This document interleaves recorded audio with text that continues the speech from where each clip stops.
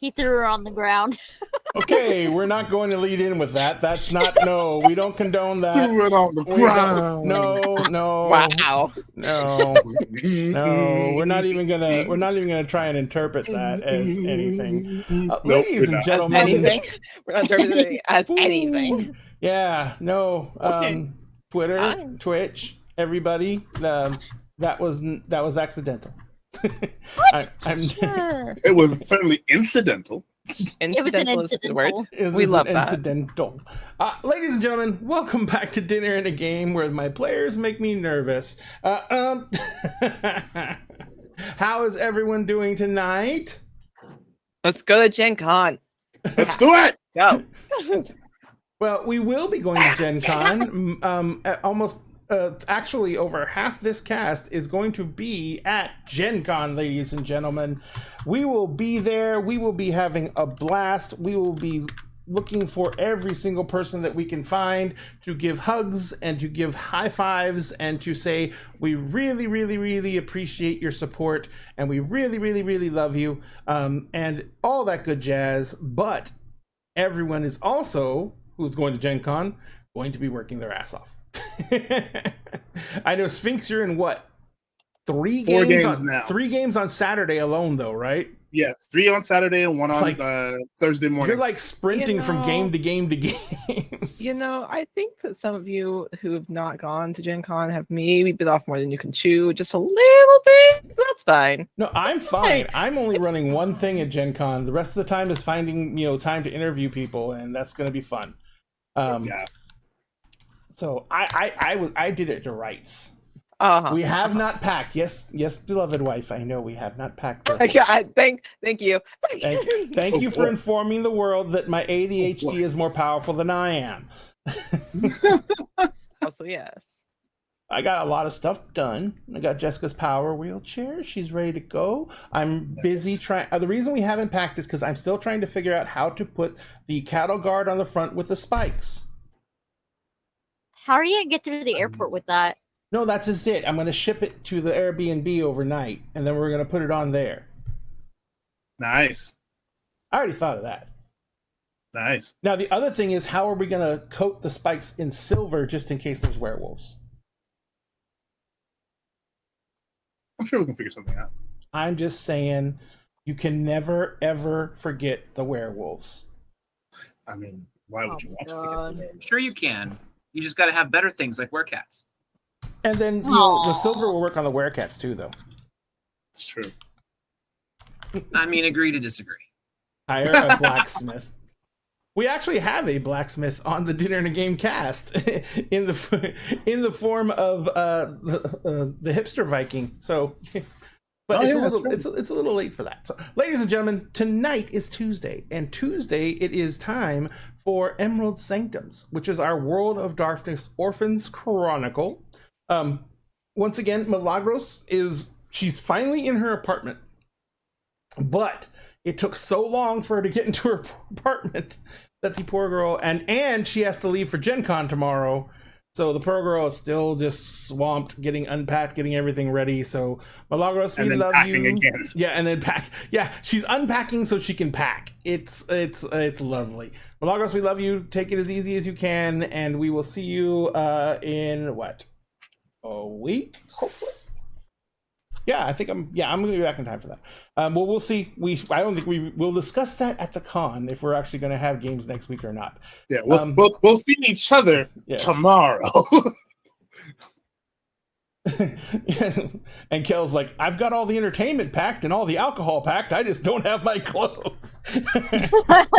And anyone who's gone to a con knows that if you're going to Dragon Con, clothes are definitely optional. They're really not used that much at Dragon Con. Cosplay, it's like cosplays and then nudity, and it's with a bunch of alcohol thrown in between. So I don't think Gen Con's quite that way though. I was going to say, should I expect the same at Gen Con? No. Gen Con's much more family con. Dragon Con is the party con? Yeah. Gotcha. The after Gen Con, you drink off thing, and I would suggest as somebody who lived in Indianapolis, do not go to Broad Ripple after 12 in the morning. I don't do know. not go to Broad Ripple. What's a Broad Do Ripple? not. Yeah, it I is don't a know whole what that street is. of bars in downtown Indianapolis, but Ah. after a certain time at night, it gets really bad down there. I'm fine. Wasn't planning on drinking anyway. All right. Oh, Sphinx, I have bad news about the house then. Shot. I mean, shot. everyone else can drink. I will be there with like tea or like juice. So I'm Next good. year, So next you're year, you and Emery's. I are the designated From sober Emery's, people. exactly. So you're Next year, Emery's. we're the designated sober people. Where's my tea? Where's my tea? And I was Like, like, I've literally got like a box of Earl Grey bags in Oh, my I love you suitcase. so much. you know what? That's one thing I can bring. Number one, I'm bringing Dwarven Dawn, so we can have wonderful coffee in the morning, and I can bring some of the other teas that I got from our lovely partner in crime,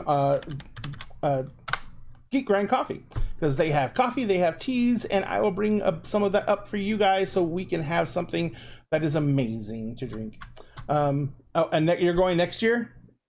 Yes, next year will be wonderful, Hatha. It's gonna be cons are a unique experience, and if you've ever been to a con, it's weird. It's a lot of fun, especially if you're going to meet people that you've met on the internet and everything like that.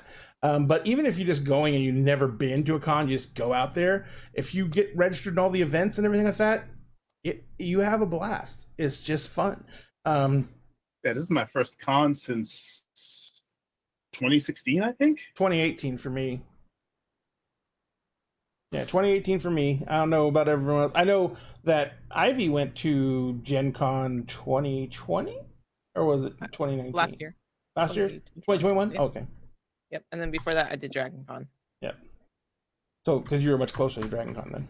Yeah. All righty. So, Where ladies is and Dragon Con? Atlanta. That's what I thought. Yeah. It's in Hotlanta, and it's during hot time. So I remember hearing about it when I was in college, and I was like, "That sounds fun." it is notorious, and it is just It's fun. It's a lot of fun, and there is a lot of unique events that are like a key portion of the Dragon Con experience. Sure. I don't know if they still do it, but they used to have the leaf blower competition. I don't think they did when I was there, but I don't know for sure. The leaf blower competition was a kind of like a beauty pageant for men in kilts. Yeah. So, You're like, Yeah. oh. And that happened in the evening at Dragon Yeah. Con. So, They do. They have a couple of things still like that, but I don't know about that specific one anymore. all right. Anyways, yeah. I Oh shit! And the bubble party. don't know if it's do that. I don't know if they still do that or not. They might Anyways, not. we're playing Sorry. games. Sorry, we're playing games. Sorry, I'm way off track. So, and tonight, of course, the game we're playing is World of Darkness. And this is an Orphans campaign, which means we have just a little bit about everything. We have werewolves, we have werecats, we have fae, we have vampires, and we have mages. And we are going to see if all of this collected group of supernaturals can come together to try and save the world from nothing. Apparently, nothing was what the world, the universe, and existence was made of. And it thought that was a bad idea, and it's now trying to correct it. This reminds me of that line from Hitchhiker's Guide to the It Galaxy. is exactly that line. That is the entire concept of this I love it. That's the entire concept of this game. Once long ago, the universe was made, and a lot of people thought that was a very bad idea. All right, so, but in the meantime, let's see how our Merry players are doing tonight. Sphinx, how are you doing? Since we're all going to be traveling, and we were talking about traveling horror stories, how are you feeling now? I'm actually still feeling rather confident and excited. Once I get through all of like the security checkpoints and everything, I'm generally pretty easygoing.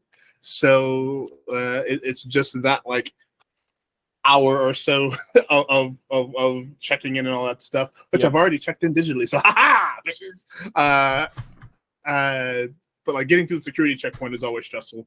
Absolutely. But I'm still like, we're gonna do it. I'm here for it. I'm excited to see you all tomorrow, and excited to see and meet as many people as I can during the rest of the week. Absolutely. Ivy, how are you?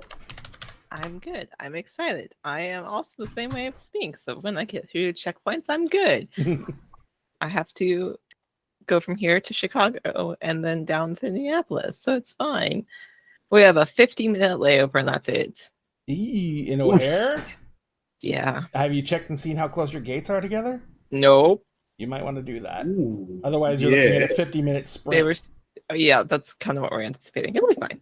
It's not the first time I've sprinted across it, but the last time was the Denver airport. So Denver Airport's nice and small. Yeah, not when the gates are like here and all the way on the other side. No. If it's on the other side of the airport, you're still But, yeah, it was bad. But anyways, I'm excited. I'm good. Yeah. I know you can't make it this year, but you're definitely going to make it next. Yes, absolutely. I will make it next year because I also have family out there. So it'll be like a whole week trip. Dun dun dun. And it's always nice when you can break the con up with something else so you can have normal life and con life. Dun, dun, dun. So how are you doing? Normal life with my former military father who is just as big as a nerd as I am. Absolutely. That's normal life now. That's, you know what? Nowadays in today's day and age, it is normal life. You know what I mean? Yeah. The geek has inherited the earth.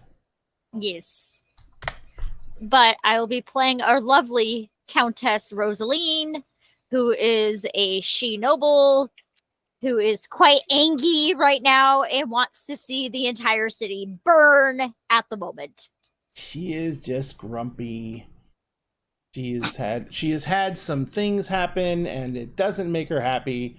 And, sometimes fire. That's all. Yeah, fire. And Sphinx, who are you playing? I forgot to ask you. I am playing Emerson Grant, our Order of Hermes mage.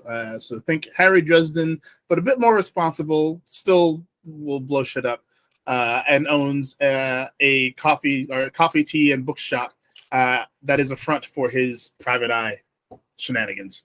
Private eye shenanigans. Indeed. And Ivy, who are you playing? Yes, I'm playing everyone's favorite big titty goth girlfriend, Bjorn Rhoda, our lovely La Sombra vampire and best friend Emery's. It's kind of funny because some weeks you'll say big titty goth girlfriend and some weeks you'll just say goth girlfriend. So I never know how to refer to you. It just depends on the day. Yeah, but today depends how she's feeling about herself. Yeah. It's one of those days now. I don't know. After last week, I think it's one of those days where she's just like, you know what? This is how I feel. I am done with this shit. It is time to get angry. Yeah, pretty much. It's pretty much the way it's going to be. And she also doesn't realize that Mark is back. Yes, I know. She doesn't. Well, she doesn't know that yet, though. She knows the ritual happened, and then she went to sleep. She doesn't know whether Mark survived it or not. Nope. And finally, Jonathan. You whose life is in massive busyness. How are you doing? I'm good. I just busy. But I'm good. It's good busy. So always wonderful to make sure that you're good busy and not I'm just fucking trying to survive busy, because that's never fun. Yeah, I don't know if I've been that kind of busy in a long time in my life, and I appreciate not being that level of busy. like I like good busy, I like productive busy. I don't like, I feel like I'm drowning, please God let me survive busy. Yeah, who does though? That's always very, very hard. So tonight we are playing without one of our members. As we said, Milagros is still in the stages of moving and packing, so we're gonna absolutely miss her, but we're completely understanding, and we wish her the most comfortable night scrambling to get stuff in suitcases. So, but in the meantime, we also have A bunch of stuff we want to go over with you real quick, and I'm going to try and make this as fast as possible because I know I've taken a lot of time out, and I really apologize. But remember, during this show, there will be a 20-minute period where we will be giving away raffle tickets. And the raffle tickets... Ooh, that's the wrong guy. The raffle tickets are for what we call the Mini of the Month. And the Mini of the Month is something that we've been doing to basically have something to give away that is not as constant as the weekly ones that we were doing before, because I suck at keeping up with that. I still haven't gotten the shit mailed out yet. I am a horrible person, but I'm trying to do better by not making it that centric. In fact, the kind of neat thing is that the two monthly giveaways we've done so far, both the people who won them are going to be at Gen Con. So I'm just going to hand them to them.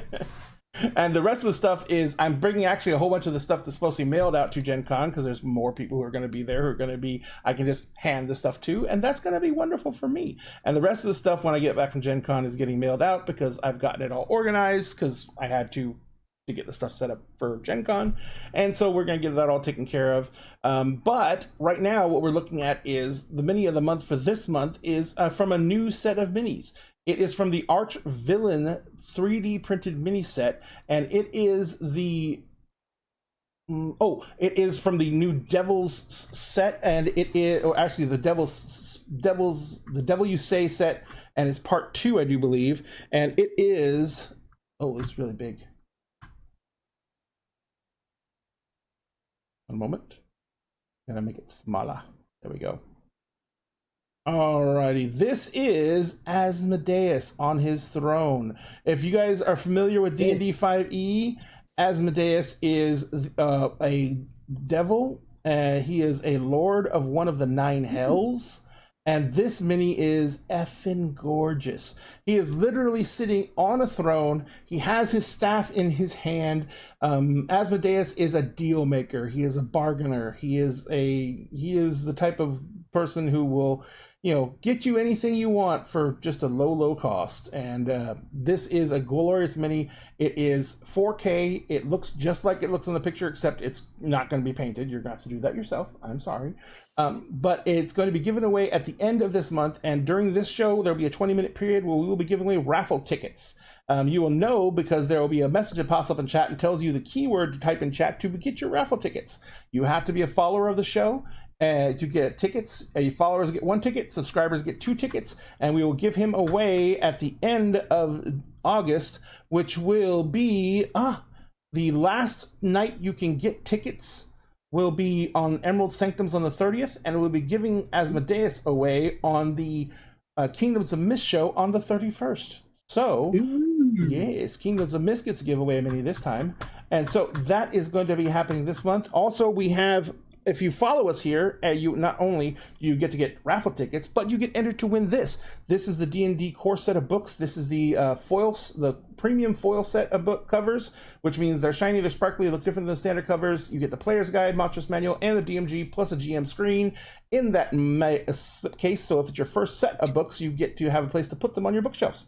This set is going to be given away. We had 1,000 followers on Twitch, and we are so freaking close now. We're less than 100 away. We're at 906, and so we are trying to get to 1,000 so we can give this set away to one lucky winner. And of course, over on TikTok, we're trying to do something similar, trying to get to 1,000 followers on TikTok, at which point we will be giving away this 3D printed tower. This is 4 stories tall. Each floor comes off. Each floor breaks down to individual parts to where you can store the entire thing in a shoebox. This set is from the Dragonlock miniature set, and all the pieces lock together. The different floors lock together so they don't slide around. And like I said, you can remove the floors and move your minis around. It has stairs that go up and down between floors. There's a hatch in the roof that opens and closes. The front door opens and closes. It's a great piece. It's a great centerpiece for any adventurer, and we will be giving that away. We hit 1,000 followers on TikTok. We're at 926 right now. So on both of these giveaways, we're right at the end, and we just need help to get over that. If you want to find the socials where you can get those links to go do those follows, they're right there. But in the meantime, that's just about it for us. Oh, and do not forget, at Gen Con, we are also doing that charity stream on Saturday night, 10 p.m. till midnight on Gen Con streaming channel. We will be hosting a game of Dread. Now, the hostess of this game is the notorious Katiosaurus, and she is going to be attempting to destroy our lovely players, who will include Sphinx Akasha, I'm so scared. Ivy Shadow, Hey Good, Katie's podcasting partner, and Jeannie Loveday, who is with not Renegade, good lord, Steamforge Games, as well as being a very influential individual content creator for D&D content, and she's going to be on the panel as well. And all these folks are going to be playing Dread, which is a horror RPG where instead of rolling dice, you do pulls from a Jenga Also, tower. Fountain Pen Fen. Huh?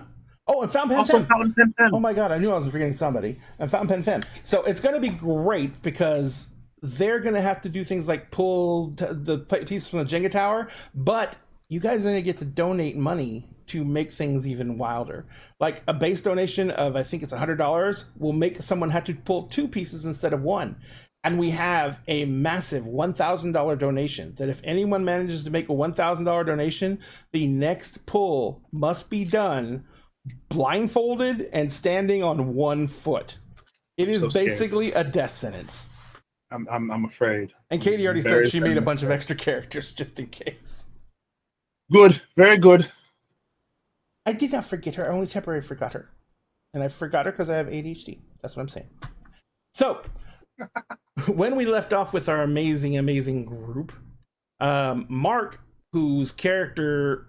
Oh, sorry. Jonathan, whose character Mark had entered what is, for the most part, an almost insurmountable depression called Hirano, which for were creatures is a situation where they are overcome by the futility of their fight to try and save Mother Earth with everything that's going on in the world. And they basically lose their ability to call upon their inner animal. So Mark lost his connection to his lion. And he went through a ritual that brought back his lion to him, but one of the elder werewolves that was involved in the ritual actually passed away because of the strain of the ritual itself. And then Mark refused to let them die and actually brought them back to life as well. So Mark has kind of been adopted almost into this sept of werewolves. And now... Is that the reward for saving the life of their eldest member and most prized member of their pack? It's kind of a big deal, so yeah. I would think it's the least they could do. I mean, Mark's a big deal. Mark's a big deal. You know, here in Star Wars and like every other franchise that exists. I mean, let's just have him hop everywhere. He's a big deal everywhere. So after Mark got his wolf back, one of the first things he did was he slapped the shit out of Emery's ward, Penny. No, I slapped the shit out of the dragon. The dragon just didn't happen to be in its body at the moment. Well, it doesn't have that body anymore. Well, nobody updated Mark before he slapped her. Yeah, Mark didn't exactly warn everyone that he was going to slap her so it could be updated. Wait, Yeah. wait. I should warn the person who's threatened to kill me multiple times and has the limitless amount of magic and power that they could. I should warn them. They don't have Rose limitless. tried, and then he just smacked her right in the middle of her yelling, "Don't do it!"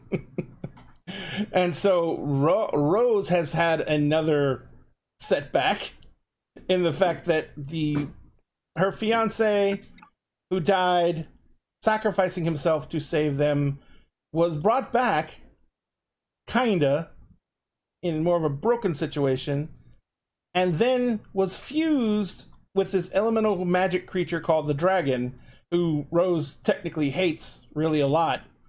And now they're kind of like they're 2 entities plus a third entity trapped in one body, and then that body got kidnapped. So, and his best friend also got kidnapped along with him, who is his right-hand man, and they found out that the reason that they were able to be kidnapped is because Murder Hobo, one of Finn's other actual vassals, had betrayed them all. Wasn't Murder Hobo like head of security or something like that? Yes. He was. Yes. And so, yeah, Tuck was his right hand man, second in command, and Murder Hobo was his head of security for his holdings.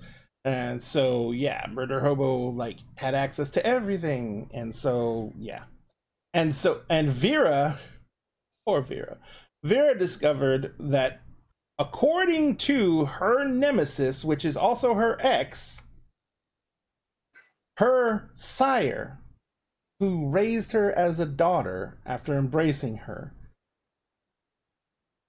was actually the creature who was trying to bring about this horrible end to reality as they knew it, in order to bring about eternal night, so that he and Vera's kind could live freely and not have to spend half their existence as corpses. And he is trying to convince Vera to come over to his side and join him so that they can be immortals together and live forever and not have to worry or risk the sun. Vera's thinking about it. I know she's not. And he's even offered. You don't know. You don't know. He's even offered to bring all of her friends over. Trying to break Emerson's heart. And Emery's, of course, was dealing with the fact that his daughter was originally inhabited by the dragon, and has since had the dragon leave her, and he is now trying to figure out what's going on in general, I think. But also the fact that his adopted mother is missing. and your fiance. Oh yeah, and my fiance. Yep.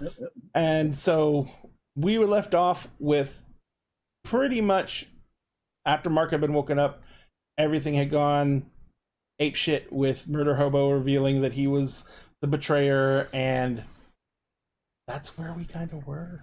You guys are in the sewers at the moment with that poor accountant guy. I think they just let the accountant guy go. Yeah, I think. And Vera is still asleep. Yeah, Vera's still asleep. They were in the sewers. They were going to be confronting. They thought they were going to be confronting the creature known as a Nefandi, which is pretty much a demon-worshipping insane mage, and he apparently is the main physical representative of the Nothing. Who knows what his actual plans are? They've met this Nefandi several times, and but apparently he has Finn and Tuck in the sewers for some reason, and they have been tracking them thanks to Mark's supernatural abilities, and now they're very close, and Vera's sire sent one of his representatives to try and talk them out of attacking right now, because he says it's an ambush.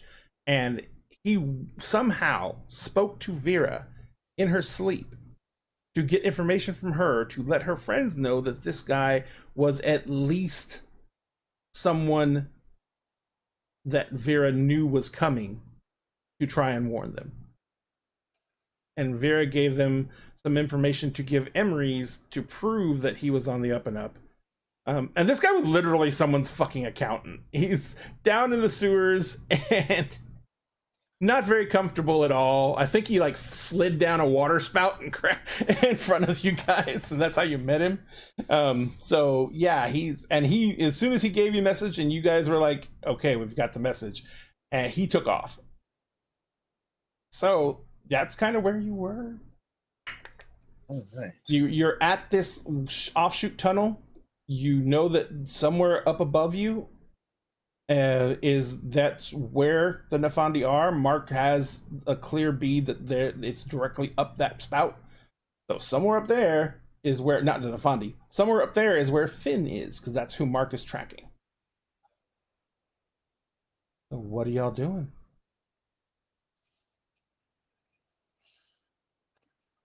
Well, it's not every day you get an accountant who works for a vampire tracking you down in the sewer. eventful.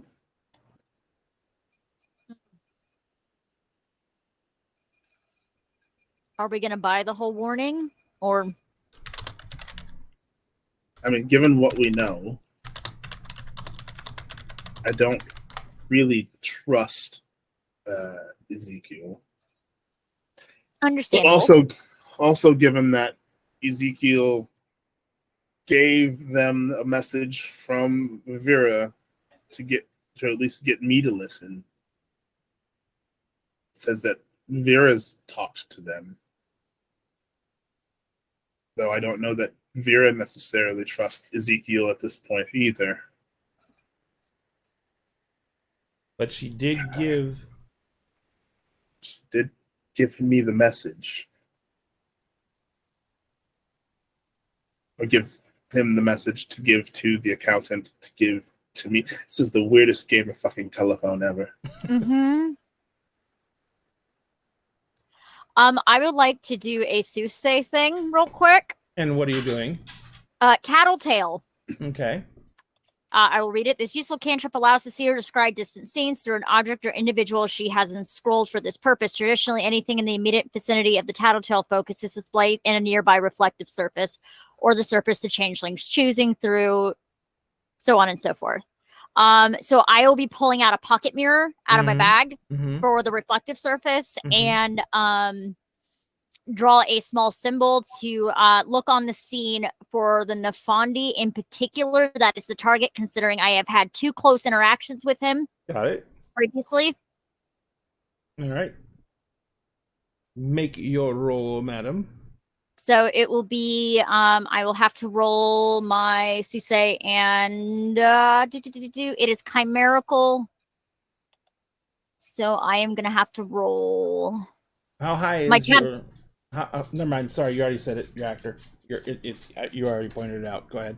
Yeah, my Susei. And okay, so I have to roll 5 dice. Okay, what is the difficulty?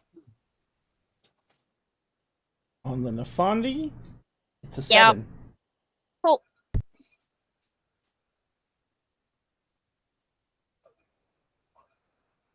One second. Oh, and you got lend a hand. I'm assuming that's for you because you're the only one rolling. I have 5 successes. Excellent. Oof. So you pull out the pocket mirror and you reach out and you scry for the Nafandi. Mm-hmm. You quickly find him. He is in a large cement room, squared. You can see that there are several entrances into the room at the level he's at, with several like cement pipes coming into it. Sitting on a chair in front of him, tied to the chair, is Finn. You see that Tuck is laying off to one side. You recognize Tuck because you can see his seeming. You can see that his armor, he's wearing his armor and everything like that. His sword is nowhere near him. Tuck is laying off to one side. He is gagged. He's gagged. His hands are bound behind his back and his feet are tied together. And you see Finn is kind of sitting in the chair, and he's slumped forward. And you see the Nafandi is sitting facing Finn. He's sitting on a stool, and there's an easel in front of him. And there is a canvas up on the easel. Wow. He's painting him, isn't he?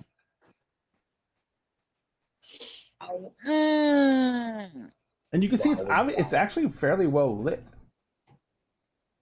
So it's a well-lit area. Mm-hmm. He's in a chair, so on and so forth. There's no one else in that room. No one visible in the room. And as you're like watching it, the Nefandi's like, keeps on looking past the thing, and he's works on it, and he has his palette in his hands, and he dips it. And you notice as you're sitting there, as he's moving the palette around, you notice that the palette's just different shades of red. Some darker and some lighter. And then Nafandi's like, oh, God, it keeps on. I swear. Such a hard medium to work with. And he goes walking over to Finn, and he pulls out a little knife, and he cuts him, and you see this blood well up, and he just scrapes it off into the palette, and he kind of like spins it. He's like, it keeps on clotting. And he goes back over and sits down on the stool. You just watch as Rose gets paler and paler. With this cantrip in particular, she has to stay in place and focus on it. You just watch her get paler and paler and paler as she's staring at the mirror. And as you stare at the mirror, he kind of like stops, and from your angle, you're kind of looking at him, and you're kind of you can see Finn and Tuck because they're just to the left of the scene. And so when he walked over there, it follows him. So as you see, Tuck is laying there, and Tuck has a leather band in his mouth, and you can see that Tuck, through his seeming, you can see that he is trying to bite through this band. And even though he is a red cap, he can't bite through it. You can see his tongue is working at it. He's like gnawing on it, and he looks frustrated as all hell. And he just he's like glaring at the guy. And when he walks over to Finn to cut him, you can see that Finn has like his sleeves are off, and he's got cuts all up and down his arms that have been there's blood just running down his arms. And you can see that Finn's head is hanging down. But when he cuts him, Finn's head jerks back, and you can see that Finn's face has been beaten to a pulp. And I can feel the emotions at the exact same time. Great! Yeah. But what you feel from Finn is you feel resolve, you feel fear, but that's almost like being repressed, and you feel concentration. And so as he goes back and sits down with the palette, he kind of sits down and he says, so are you all coming up or not? She slams the mirror shut. He knows we're here. Well, that's a thing. We need to hurry. Tuck has made a lot of blood loss already. Well, and he's now using Finn and Tuck as paints. Oh, he's using their blood. Oh, that's gauche. By the way, it was a 2-foot by 3-foot canvas. She'll relay how big that canvas was. Okay, yeah, it's probably a good idea that we at least get up there and, I don't know, do whatever it is what we're going to do to get them out of here. Well, it's in a well-lit room, which means I can get fire real easy. You get fire, I get fire, we'll light this motherfucker up. Mark, what are you doing? I am so ready to go up there, but I'm just chilling back. I'm waiting for the go. Let's go. And Emrys will actually we'll think about the fire thing, and he'll turn to Mark. Mark, I've got a question for you. Something that's been kind of at the back of my mind for a while now.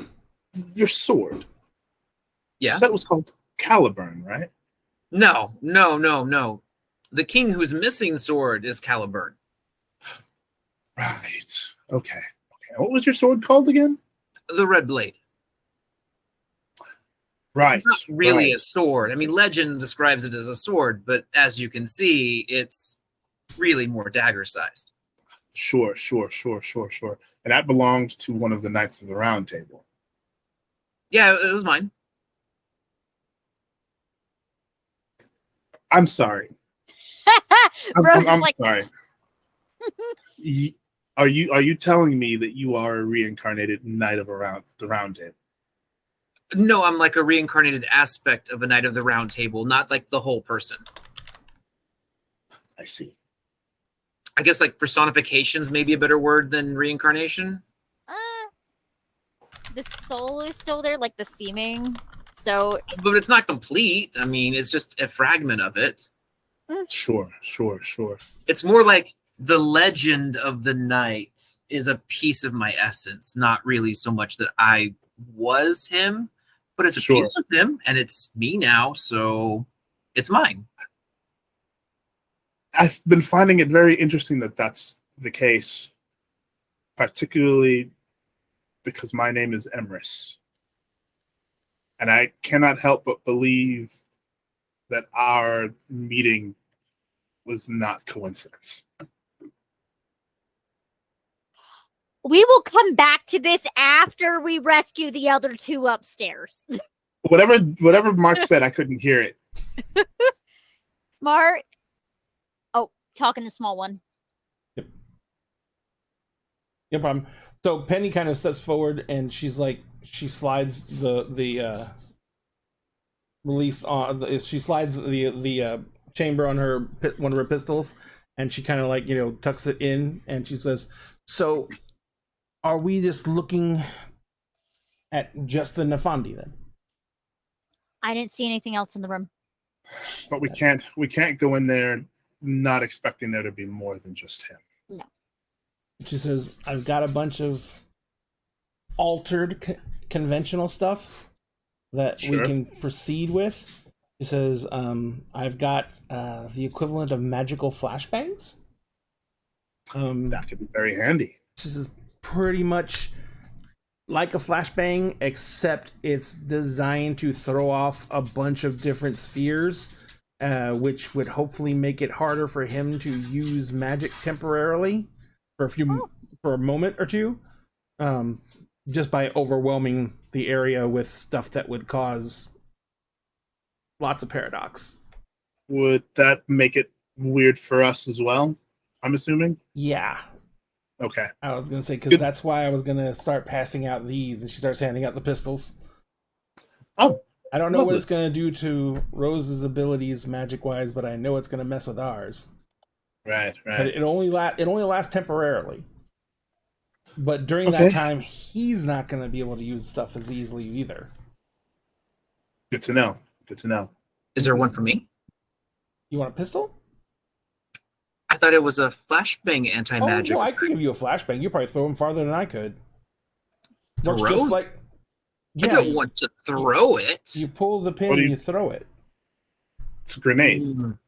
No. It's still got an explosive. What are you planning, Mark? I heal quickly. Let's just leave it at that.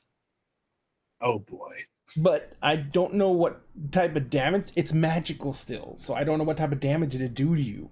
I've never really thought of it as a conventional grenade, so I didn't really think about what it would do to somebody. Well, consider this alpha testing 101. Take notes. Okay, I'll just exchange she a looks look at you, with Penny. Emery's, and she says, "Do I give it to him?" Go ahead and give it to him. Just like a regular grenade, you hold the handle, you pull the pin. Is this like a flashbang grenade, Ray, or is this like a grenade? It actually looks more like a gas canister grenade. It's like a bigger, bulk, rounder canisters type grenade. It has a pin. It has the handle. Once you pull the pin, when you pull the pin, it's activated. Once you throw it and the handle releases, it's got like 3 seconds before it goes off. And I'm asking Penny real quick. Mm-hmm. The effect is multi-directional, or is it focused through a specific area? Oh no, it booms. Bada boom. Yeah, it's about 20 feet. Okay. Anything inside that's gonna be totally messed up. Wonderful. Please provide cover fire when I run in. Sure, absolutely. She hands you a pistol. I take the pistol. Did we ever? This is Ray. Did Rosalind ever get shown how to use a pistol? Emrys definitely doesn't know how to use a pistol. This is like, oh god damn it! I'm gonna turn to Rosalind. Uh-huh. I'm gonna say, if the test doesn't go the way I think it does and I die, make sure my tombstone says, "Here lies Mark," and then everything I've ever done. You probably have to use 2-point font. All I right. would like it very much if you didn't die, Mark. I mean, I kind of was already dead once. Like, what's twice? Let's not do that again. No, there's a world to save. We'll see what happens. Sure. He's Okay. like, Vera's not here, Mark, because we can't do that thing again. Well, you could just tell her that I died the first time and you didn't bring me back to begin with, and we can just keep this whole part like a secret. She's gonna want to know what happened. You know what? I'm just gonna go with it. All right. Yeah, Emrys, let's just go. Let's just go. So you guys start heading up the downspout. Mhm. I'm Alright. clutching this grenade because in my mind, I already have a plan with this grenade. Okay. I'm terrified. I'm gonna lean over to Penny and like, it's gotta be a Ray? Thursday. I Mhm. never could get the hang of Thursdays. I'm switching my gift. Okay. I am now switching it to the Nafandi. I'm tracking the Nafandi. Okay. Is he actively hiding from us? Yes. Okay, well, I think I have to make a roll then. But Okay. you know what? I can make rolls. It'll be fine. I had a feeling he might be hiding from us. He likes to play tricks like pretending to be someone he's not. What a tricky bitch. Where are we? All right. Perception plus enigmas. What is his wits and what is his stealth? Total? Yeah. 9. Oh. He's witty and stealthy, huh? Mm-hmm.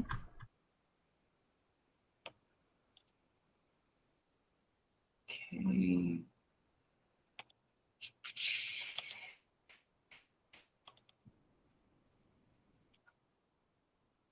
I cast Knights of the Round. Battle over. We all go home. Aw, he's so in trouble, Ray. I got 3 successes and I only needed 1. And Jessica lent you a hand. Does that give you another success? Oh, well, I got 4 successes and I still only needed 1. All right. So, Yay, now I have directional sense for where the Nafandi actually is. he is up above. You're going in the same direction. But he's also farther away.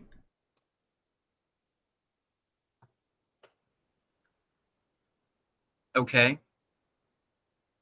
I mean, that's fine. I mean, really where this comes into play is like, I have a feeling we were going to go into the room and we might Let see me a what I said. version of him. He is up above, near at the Yeah. end of the corridor up above. He is also at the same time farther away. In a completely different location. It's in that same general direction, but he's farther away significantly. I bet you that What kind of puts him distance are we talking about by horizon. significantly?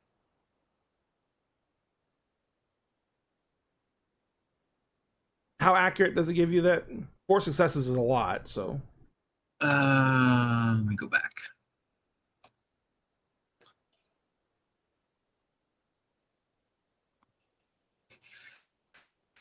That motherfucker's probably in his horizon realm. Slippery bitch. he wouldn't be able to see if he was in the Horizon Realm. Nope. Can't track Fair him enough. through the Umbra or Deep Umbra, unless he starts it there. I figured Mark might have had some kind of special thing, being a werecat and being able to go into the Umbra. It just says the sense of direction works anywhere. I actually think it'll track things through Umbra too. I just don't know how to get like into the Umbra to get to them. You know, like Yep. well, I mean, I know how to get to the Umbra, but I mean, I'd have I to. thought you could go to the Umbra. I can. I used to What? only be able to do it with my Den realm, but thanks to this last little death situation, I decided to buy the merit that lets me do it anytime I want. So what is? So it says you can track him anywhere. Yeah. He is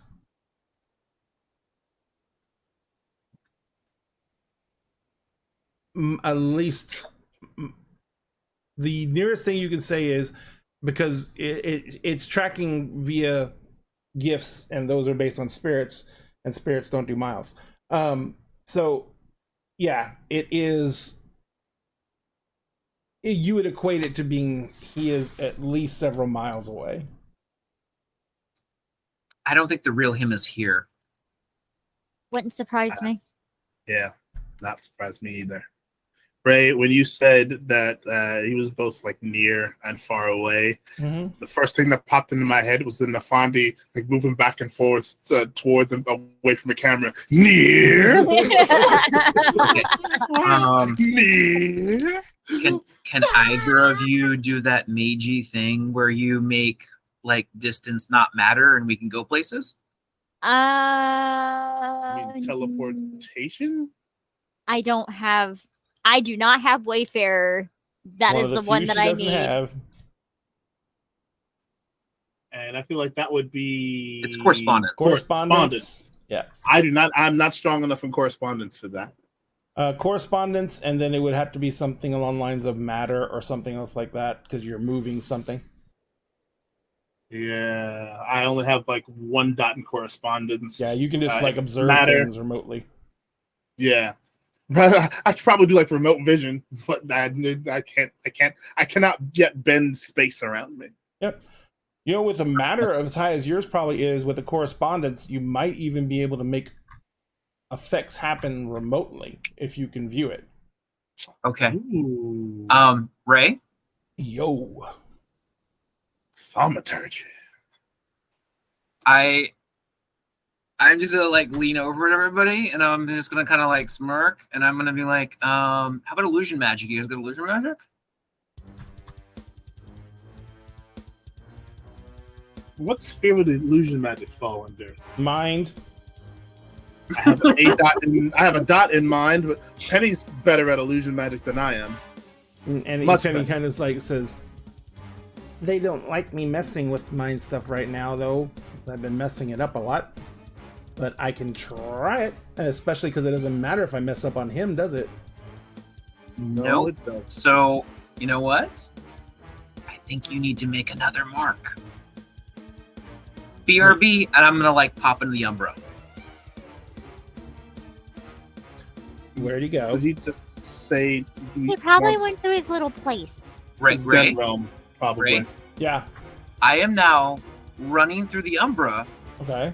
where I can make distance mean a lot less, Mm-hmm. and I am headed as direct line as I can to the real him. Okay. So you go into the Umbra. The first thing you notice is that you've crossed over into the near Umbra. As you cross over into the near Umbra, on the other side of the Umbra, there are a lot of spirits.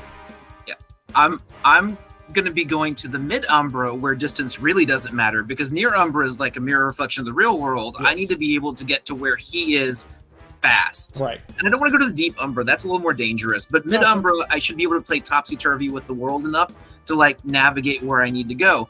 And because I have him in my head as an anchor, I can find the right spot in the mid Umbra pretty easily. Right.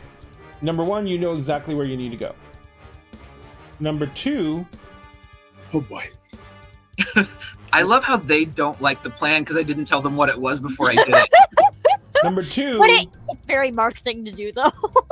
there is a lot of these spirits that are around here are not right. Well, that's the effect the Nafandi has on things. There is a lot of Famor here.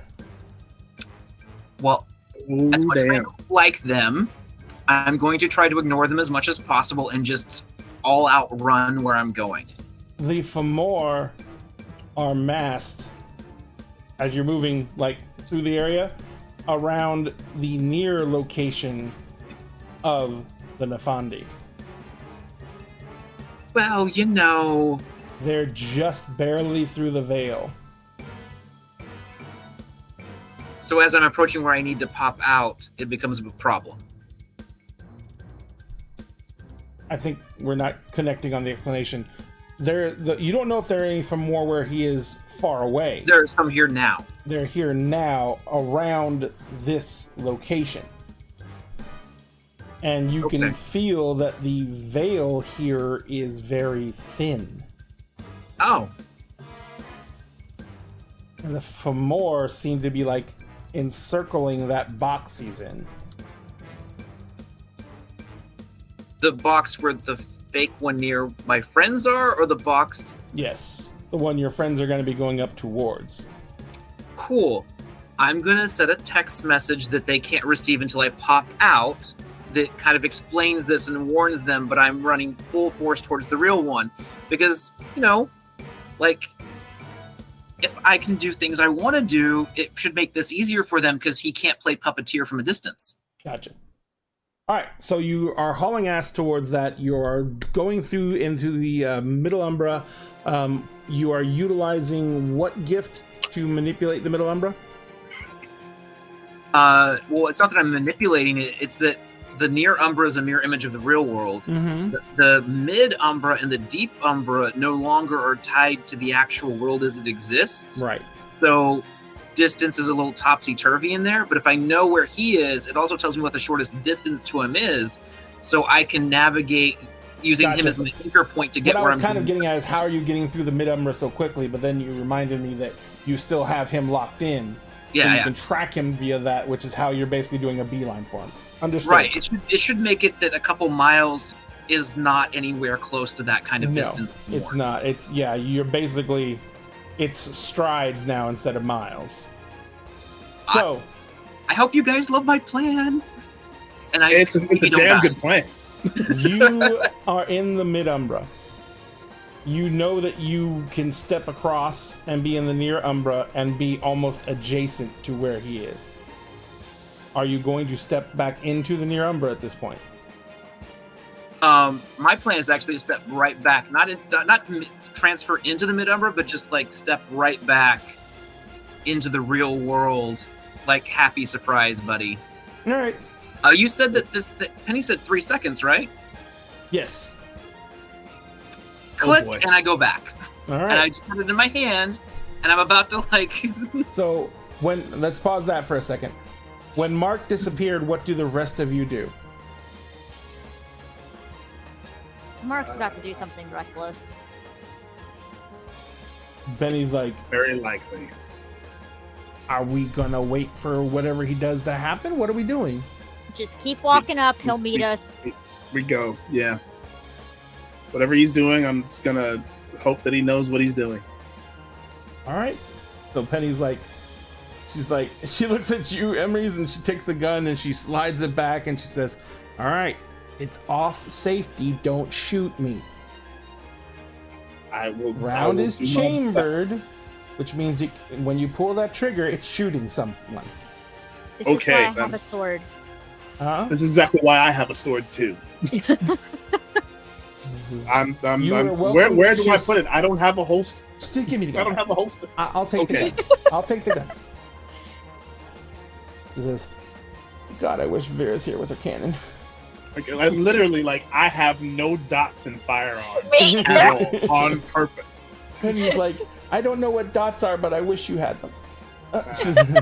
I'm gonna take out my phone and I'm going to send Vera the current coordinates. Kind of give her kind of a digital crumb trail to follow. So you take out your phone and you look at it, and you have no bars. Son of a bitch. You're inside cement tunnels. Son of a bitch. All right. Language. No. And you're language? You're telling me language. Now, I've heard you. I have only I've sworn known like you- 5 times. Like 5? And that's been when I'm really angry. And Penny guys, and it's almost always to do with Finn. Don't you get started on that. Penny's like, I'm just saying, and she starts creeping up the tunnel. You ain't wrong. Also, I curse when I want. I cannot follow Penny. You see Penny, you see her, she grabs a medallion that's hanging from her neck and she starts rubbing it. She's talking very softly to herself as she does. And she seems to become much harder to see. Ooh. All right. And you hear her cuss a little bit. That's my girl. It's like- so as you guys are moving up the tunnel, number one, as you get closer, there's light coming from above. Mhm. Okay. After about 50 feet, you can see that it's very white light, very clear. It's reflecting off of all the surfaces in here because they're all wet. Penny gets up to a point where like you can see the floor is leveling off, and you see her crouched and peering over, and she like looks down at you guys, and she says, she like, you know, she points at her eyes, and then she points 2, and she points directly ahead, and then she says and then she points 1. off to the left, and then she kind of goes, Okay, I'm going to like very quietly put my hands on the hilt of my blade and the scabbard, and I'm going to go ahead and enchant my weapon. okay, what are you gonna do to it? Let's see. It says underlying contestants it reweaves underlying contestants to intensify existing forms. Enchanting objects and creatures, weapons treated this way do more damage than their mundane counterparts, but inflict aggravated wounds against vampires, werewolves, and other awakened beings. Got it. Such items can also strike spirits, which normal objects can't do.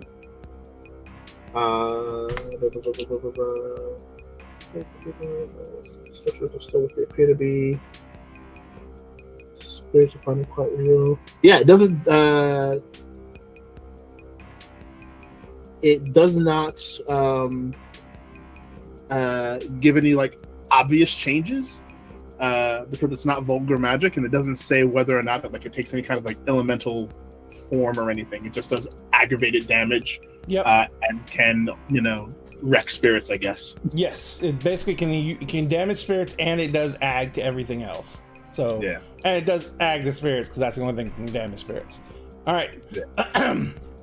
So Penny looking at you. She looks at you, Rose, and she says, she kind of comes down a little close to you guys, like, says, on 3 I can go in firing, and you guys can move around to see what you can get done.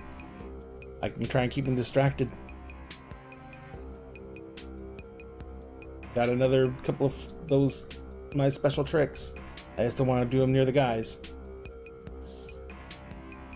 Okay. And I'll look back at Rose as well. Thoughts? Concerns? He's not near them right now, so it's the Okay. best time to move forward. We need to buy enough time. I do not know how long until my favor can be cashed in. Okay. Okay. I thought we were mainly here to get the guys out. We are here to get the guys out. Then that's priority. So I am going to lob what's going to basically be a standard kind of grenade at him. And hopefully that will give him enough to think about so I can start putting rounds towards him. And then you guys can make a beeline for them. And we will take care of whatever we need to take care of after that. Tuck is priority, get undone first. Okay. You got it. So he can do his job. Understood. All right. Sweet tea special. I needed a drink. Thank you very much. Whoa. All right. So we're going to do an initiative roll, and Mark's going to do the initiative roll at the same time. Does everyone remember how to do the initiative? No. Nope. Okay. So it's going to be 1d10, and shit, I forgot. Is it your Wits dex? plus dex. Wits plus dex. Yeah, it's wits plus dex. So the number of dots you have in wits, the number of dots you have in dex, you add those together, and you add that to whatever you roll on a d10. Okay. Cool. Mark goes first. Mark goes first. I Okay. rolled a 10, and that's I it. get to add my stuff to it. I was going to say Mark just usually goes first, so I'm not really I sure. also rolled a 10, So but that only gives me a 15. I'm going on a 20. Nice. Nice. Do you need my number? Hang on one second. So Mark is going on 20. What the heck? It's one of my Fey gifts. I get to Sphinx, roll twice you're on going initiative and on- get the better number. What are you going on, Sphinx? 15. 15. Rose. 15. Penny is going on 10. And the Fondy's going on 2. No. Oh, All the right. fun is going on 1 then. Nice. Yeah, the finally goes on 1. So, here's what we're gonna do. Mark, you are obviously going first. You are going to leap out of the Umbra and throw the grenade, or are you just No. dropping it? Oh no, I'm leaping out right next to him, behind him, preferably. Okay, well, you don't really get his orientation, but you're definitely gonna be right there beside him. When I come up beside him, you can tell me where my orientation is to him, and that will change exactly how I go about this. But I got Okay. sword in one hand, grenade in the other. Then just roll me a base D10, just a 10-sided dice. All right. It is a 5. Then that is, yes. Okay, so that means that you're going to be coming out of the Umbra and you're going to be facing his back. Oh, okay. Well, then he can't see me, so No, he cannot. just gonna quietly, I'll roll stealth, set the grenade down next to him, and then As you come out of the Umbra, you are in a giant cave. Oh. The cave is filled with glowing green mist. There is a glow throughout the cave. As you come out of it, I need you to, I think it's just flat out soak. okay. Yeah, you're gonna need to soak me 4 levels of ag. Oh, well, that's a decent amount of ag, huh? Mm-hmm. Sure is. I will spend a willpower so that I only take 1 level of ag. Nice. Legit. So you can feel that the green substance in the air, you can feel it as it is eating your flesh. And as you come into the room, you're still holding it. You can see that the canister in your hand is being corroded. That's fine. I'm spending rage for extra actions. Okay. I'm just gonna go ahead and drop the canister because at this point it should have only like a second or 2 left. Yep. And I will take my other actions immediately as soon as off. As soon as it goes off. Yes, I will take my other actions as soon as the canister goes off. I want him to be without magic when I do the other actions. Got it. So the canister is going to go off almost immediately. Mainly because it's being breached as well as it's the normal process is going off. You are going to be at point blank range. You need to try and soak 1 level of this concussive force. Okay.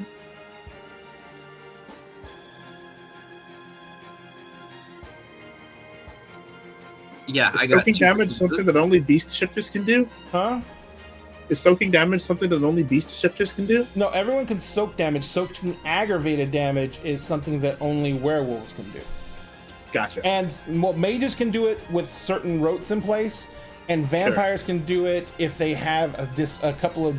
I think it's only 1 discipline Fortitude. or 2. 1 discipline. It's just, well, I mean, Protean gives you a way to get it at like the high levels, but normally It's just fortitude. So vampires have 1 discipline that lets them do it. Mages can create rotes and items that can let them do it, and then Fae can. Primal open shield. Open I would shield. say Fae can ward it off, and they can technically heal it with magic. But they mages still are take it. effectively glass cannons. They're very, very fragile, but they have a lot of like power they can throw at things. Yeah, and if they have Word. time to prepare, they're terrifying. What makes mages really glass cannons is they count as human still for the purposes of damage, so they don't even get to soak lethal. Yep. So If like you get shot, a gun, you get shot. a gun can kill you easily. A knife can, like every other supernatural can at least soak lethal except for you guys, which is what makes Yeah. you so glass cannony. Yep. So, Let's go. Mark, I'm assuming you soaked that pretty easily. I did, yeah. So when it goes off, there is a very muted kaleidoscope of colors that is very tinged with green that goes off. You see he is kind of like, he stumbles forward and he turns. Whoa. Stumbles. I got 3 more actions to throw I this know. guy as soon as that thing goes off. I know, but you said you were waiting until it goes off to do Yeah. the actions. So he stumbles forward. What are you doing? Okay. So what difficulty is it for called shots versus just taking my attacks? It is going to be what type of called shot? Well, I was thinking one's a stab in the heart, another one might be like a try to take his head off, but I'm also debating just doing raw damage and then letting, the chips fall where they may when he can't soak any of this stuff. So for anything that you're looking at for an instant death, because stabbing through the heart, etc., those are not called shots. Those are kind of like all or nothing rolls. Just do raw damage. Yeah. What exactly is the effect of that thing had on me and my stuff, theoretically? It doesn't seem to have. The blade comes from where again? It is mage magic. Okay. It is, however, protected with some anti-magical effect dice. It's got a little bit of a buffer shield to it. Okay. So it does not seem to have anything directly affecting it at this point. So whatever protections it wards it has, whatever Penny made is not on that level to where it could blow through all of them. So it still seems to be the same blade you've had the entire time. Okay. Well, let's go with the first strike. Okay. All right. So what's my dice pool to roll? Okay. Do you want me to tell you what this blade does so you get an idea of what's going on Sure there, can. Emrys? Yes, please. All right. I am rolling my 10 skill dice against a difficulty of 2 to hit him. That's the first part that it does. Okay. That is 10 successes on the first hit, Ray. Do you want to go hit by hit slowly, or do you want me to roll all the different rolls first? You can let's go through hit and damage first. Okay. Okay. All right. So that'll be 10 extra damage dice, correct? 9 extra damage dice. 1 is the hit. All right. Yeah, that's right. Sorry. I don't know why I said 10. I'm sorry. It's okay. All right. So then my difficulty target to do damage to him is a difficulty of 3. Jesus. So all right, so that's 15 damage dice, difficulty 3. Why That were is- we even here? I don't know. I don't know. Go I told for you the sword's amazing. The sword's amazing. That's 12 successes on damage, Mhm. and his difficulty to soak it is going to be increased by 3. Okay. So if his normal difficulty would be 6, he's got to roll a 9 or better 9. to soak it. Got it. Wow. Let me give him his soak pool, which is not nearly that big. And the look on your face.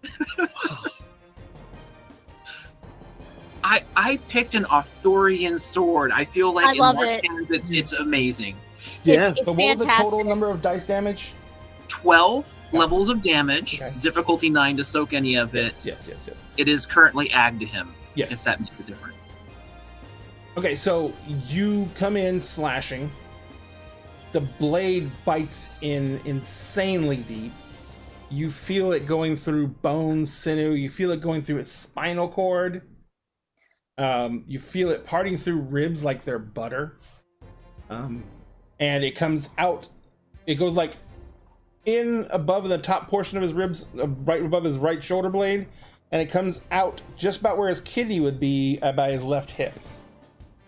And that's the first hit? That's the first. Yeah, hit. I got 2 more. Yeah. Yep. All right.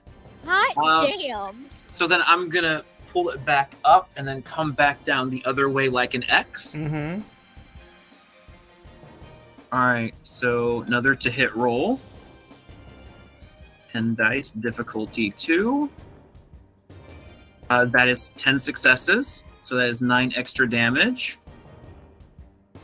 So that will be 15 successes on the damage roll. Mm-hmm. So he will need to roll to soak this ag damage against a difficulty of 9. 15 wounds coming his way. Oh, he did much better this time. So he takes a lot. So basically, your second is a perfect X over the first, and for the most part, you have bisected his back, bisected his spine in 2 places, where his upper torso is kind of rolling forward now because it doesn't have the musculature to support it anymore, and his knees are buckling, so he seems to be falling as well. Cool. So now, Ray, you still have your other action before you can even hit the ground. I know. I got one more that's going to be amazing. You ready? Ready.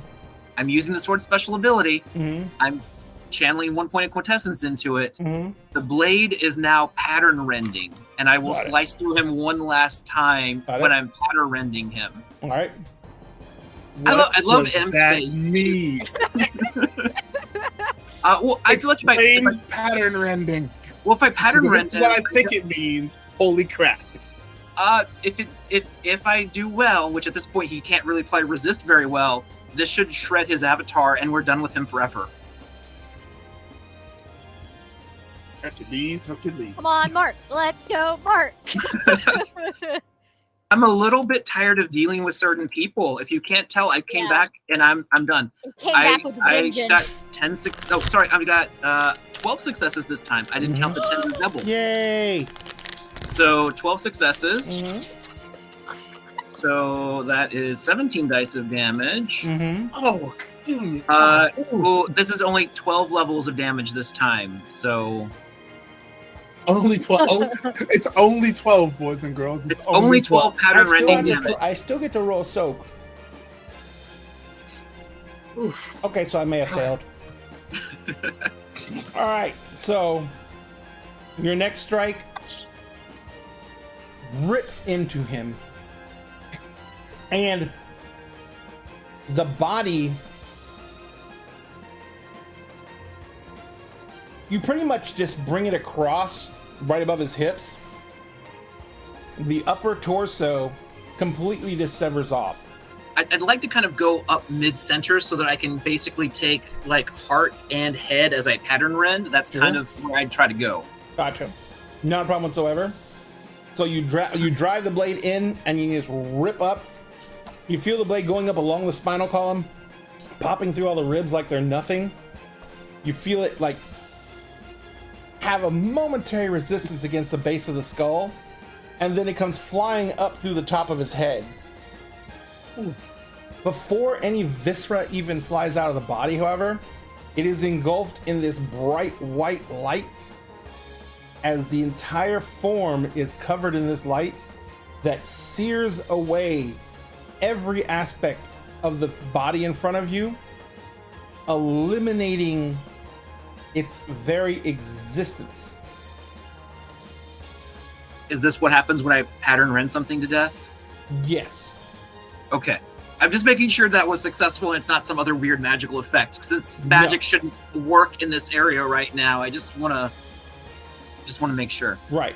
So there's not even like a body left anymore. No. The only thing that's left is there was a staff he was holding, and that falls down. And there was a ball that apparently that was in his other hand, and it falls down and it clanks against the ground and starts rolling away. Cool. So I realize I'm kind of out of action right now, but I'm just going to tell you, I'm going to grab the ball and the staff, and then I'm going to go back in the Umbra, and I'm going to track Got it. Rosalind now, and I'm going to go back to meet them. You can tell me when I pop back out and reemerge with this ball and staff. Right. Got it. Sphinx, you're up. Or wait, actually, who has a higher dex, Sphinx or Rose? My dex is a 3. Okay. So Sphinx. My dex is a 2, so it would be higher. Oh, Rose goes first. Is there anything to? There's still you as you come up over the ridge. Yeah. You see. Yeah, you see, because Penny's like, still coming up behind you. and her guns are out, and she's training in one direction. You're looking at direction. You see the Nefandi as he is standing there. He is wearing these opulent robes. He looks pretty much the same as you saw him last time, kind of that disheveled, hairy, bearded guy. And he kind of like is sitting there, and there's a chest by him, and he is rummaging through the chest, and as you come in, he stands up and he's turning around, and he is holding what looks to be a very nice looking ball gown in his hands.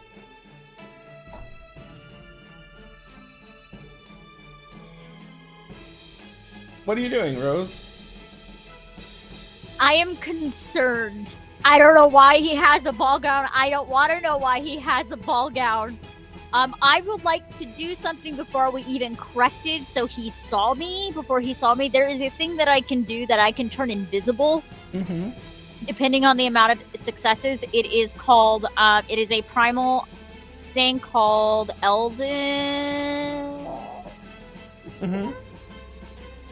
Is it Called Elder Elden Form? Ring, and it's really frustrating. Yeah, Elder Form. Elder Form. Got it.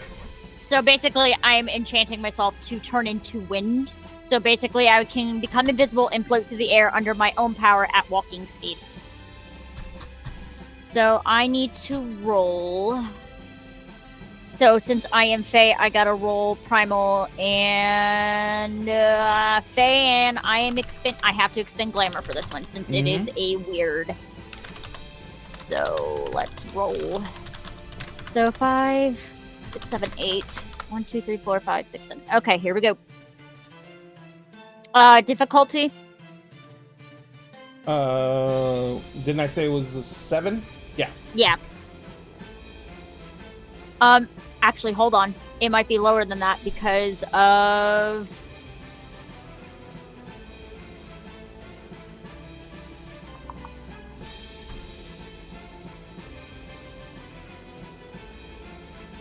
Nope. Okay, we're fine. It's fine anyways, because I got 6 successes. All right. So I take it that's more than enough to become completely invisible? Oh, yeah. And if I so chose to, with the amount that I rolled, it can last me a very long time. Got it. All right. Like 1 hour per dot of And glamour. this is not like D&D invisibility. This is just invisible. Mm-hmm. Got it. All right. So that is your action. Yep. So are you guys basically running up over the hill and heading towards Finn then? We're gonna go towards Tuck. Tuck, got it. All right. So it's far enough. This room is big enough to where you're going to basically have to run across the room to get to Tuck because he's against that far wall. All right. So Finks, Rose disappears. Rose disappears. With a little gust of wind. Do I have any idea? Is there anything indicating for me what direction, or anything indicating to Emrys rather? Sphinx knows. Emrys doesn't know what direction she's going. I don't think so. Okay. She did state before we went up there that we were gonna get Tuck first. That we're gonna get Tuck first. Yeah. So Emrys is gonna run towards Tuck as well, brandishing the sword and to cut him loose. All right. So you're going to move and get to Tuck, so that means you'll still have an action available when you get to Tuck.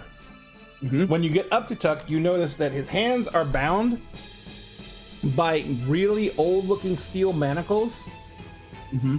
Actually, as you look at them, they're not steel.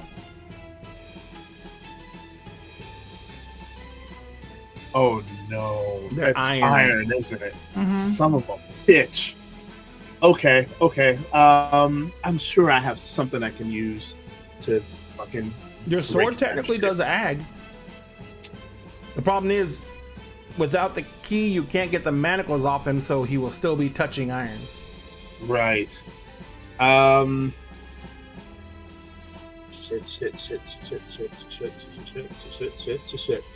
How difficult would it be for me to use some kind of like to basically to crush the manacles open? One of the easiest things you can do. What's your entropy again? Do I even have entropy? I don't have anything in entropy right Time. now. I've got 3 in time. Okay. One of the easiest things you can do with a matter time effect is basically speed up material processes on something. So Then you can make the iron manacles just rust off. That's what I'll do then. I love that idea. Okay. So you're going to make me an arete roll. The difficulty here for using magic in this area. Number 1, when you reach out for the magic, you can always kind of get a good idea of how hard it is to use magic in the area because of paradox. But here, oddly enough, even though this is a huge concrete structure, it is very much mired in the real world, the difficulty is only a 7. Interesting. Okay. Come on. And I'm going to use my last dot of willpower to guarantee a success there.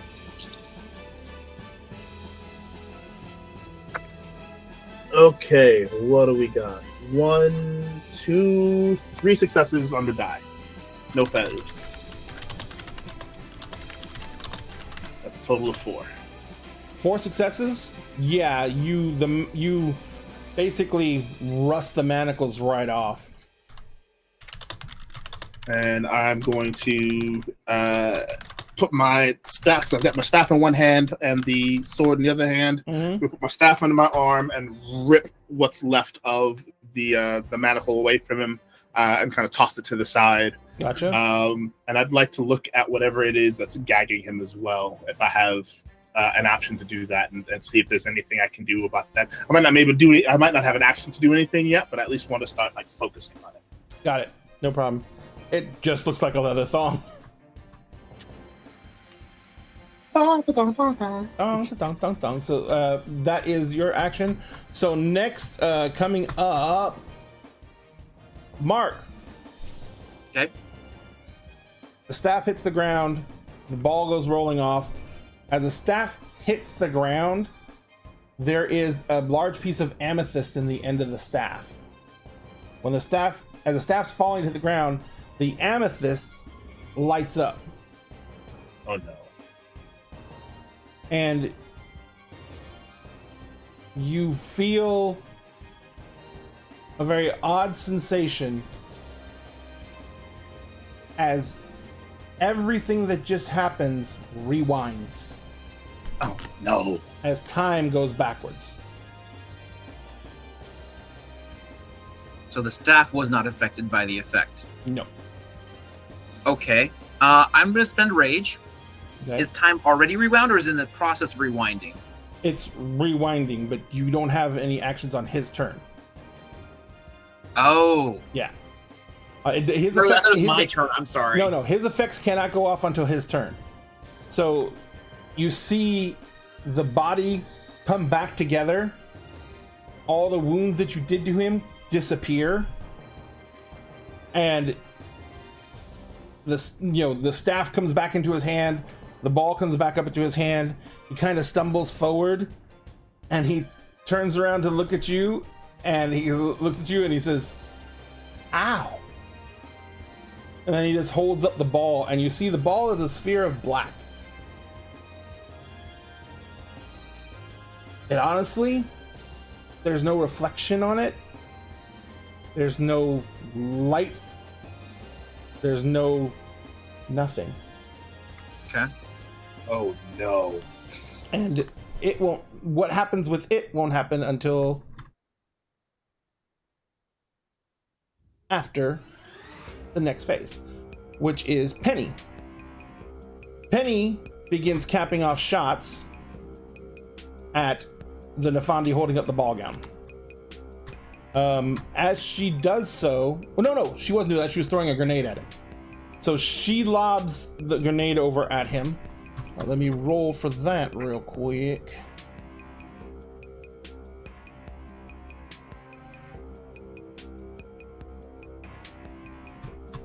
Not bad. So she lobs the grenade over to him. It kind of like goes a little bit past him, so it kind of panks off the wall, and it explodes. But instead of blowing up and doing concuss, like you get the big fireball and the noise and everything like that, instead of that happening, all that happens is it is like a huge swatch of white light. And you see that the Nefandi like kind of like arches his back and opens his mouth, and the light kind of streams over him. Only goes like about 15 feet out from that. So it's not touching anyone else. As it comes back, you see that the Fondi's there is this smoke coming off of his back and like the back of his head and everything like that. And he is sitting there, and you guys can smell it. Burnt hair, burnt flesh. It is very disgusting. Vera.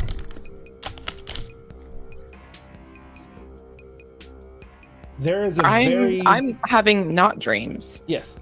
There is a very odd sensation. Uh-oh. As you feel like something is pulling your feet, but instead of dragging the rest of your body, your feet are just stretching away from you. What? I don't like that. And then suddenly the rest of your body starts to catch up to it and starts to draw towards your feet as your feet continue to get distance away from you. And you suddenly are somewhere where the sun can't touch you. Oh God.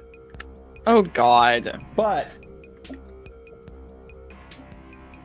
you know the sun's still up. Great. And you hear what sounds like the crump of some kind of explosion. And you are laying on like a cement floor, and the ground's wet. And you're in some kind of room. And right over you, there is an easel with a large painting on it. And the painting is done in a whole bunch of shades of red. And the painting is of Rosaline in a ball gown. And she is like dancing alone in front of what appears to be a mirror. But the mirror's surface shows nothing.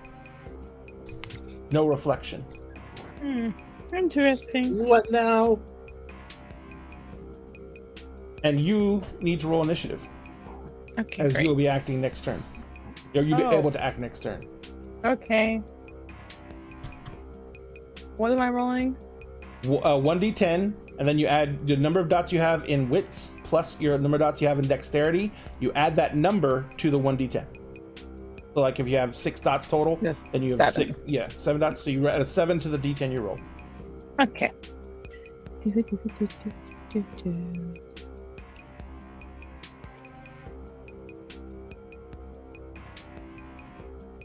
And Jessica But gave you a lend I a had- hand. I add 7 to that number? Yes. 32? Is that correct? What'd you roll on the d10? Do I just roll 1d10? Yes. Oh, okay. I was misunderstood. That's Then. okay. I'm like, I don't remember how to roll initiative in this game. This isn't D&D. Okay, hold on. Okay, so 11. 11. And you got to lend a hand, so it's +1, so you got technically 12. 12. Let me Great. put you into the initiative order.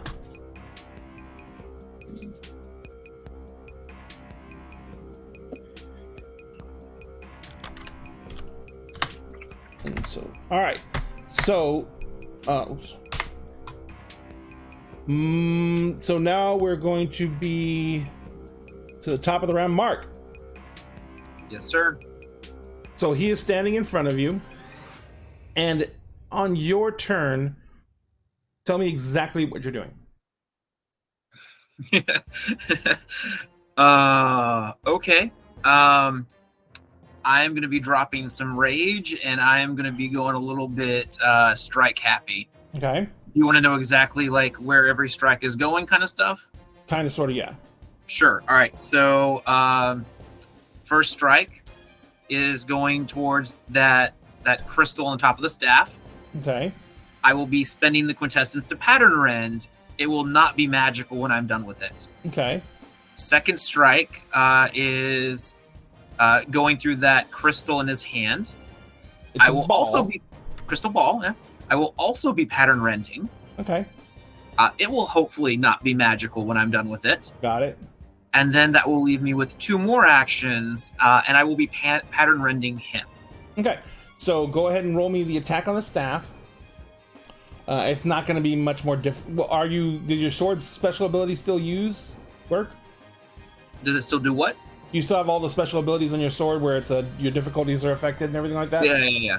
And where is the pattern rending ability just something that's just on now? No, I have to spend a point of quintessence for every strike that is pattern rending. The sword contains 10 points of quintessence. Jesus so Christ.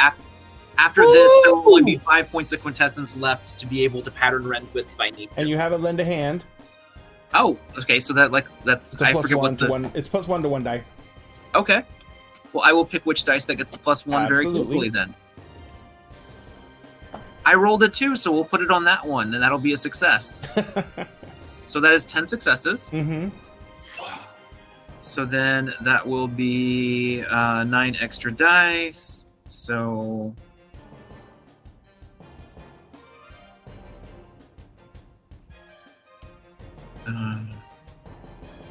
sorry, just math is That's all right. right. That's right. All right. Emrys needs to find grass cutter. That is 13 levels of damage to the staff.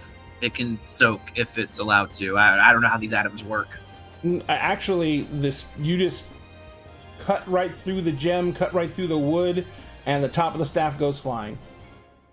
Great. So now the little black crystal ball. I need you to make me a willpower roll. Okay. Difficulty is a 9. Does he And not want this And broken? you cannot spend any temporary willpower to affect it. That means you can't buy any successes. Well, luckily I don't have a bad willpower, so that's nice. Is 3 successes enough? Yes. Yes. So, as you look at the black sphere,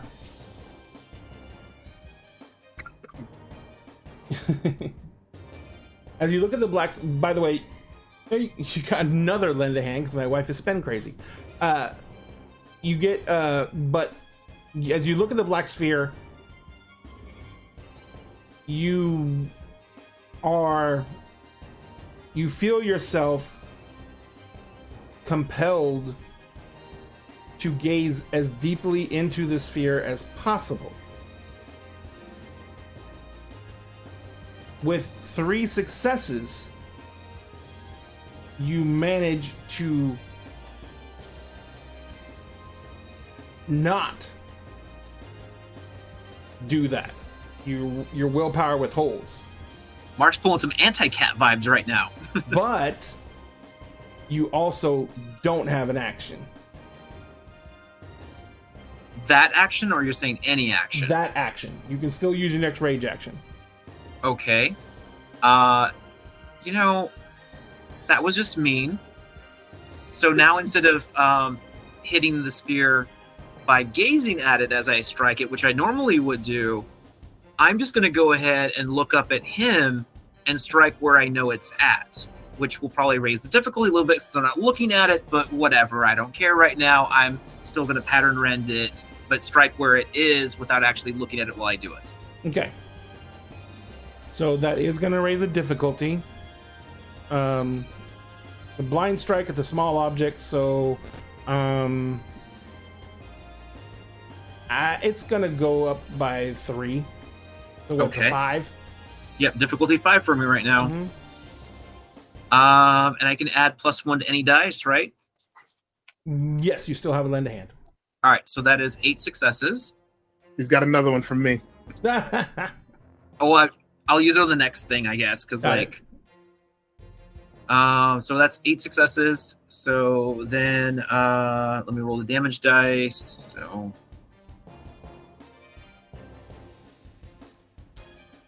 okay.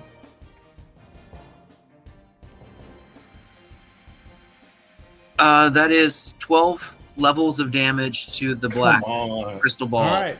Pattern Come rend. on. You reach out with the blade. You swing the blade out. Well, I'm making eye contact with him when I do it Yes. too. Like, You swing the blade out. As you swing the blade at the black sphere, he's making eye contact with you and he's smiling. As you touch the black sphere with the red blade, okay, you don't feel anything. As the blade just moves through the sphere. Oh. As the blade moves through the sphere, there is no blade on the blade. And you hear clank clank as the other portion of the blade that would have been on the other end of the spear hits the ground.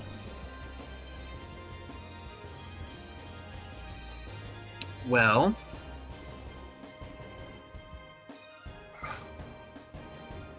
I got one last action. Mm-hmm. I got a piece of fragment blade in here right now. The So- blade still seems like it's intact. It still seems like it would do whatever damage it's gonna do.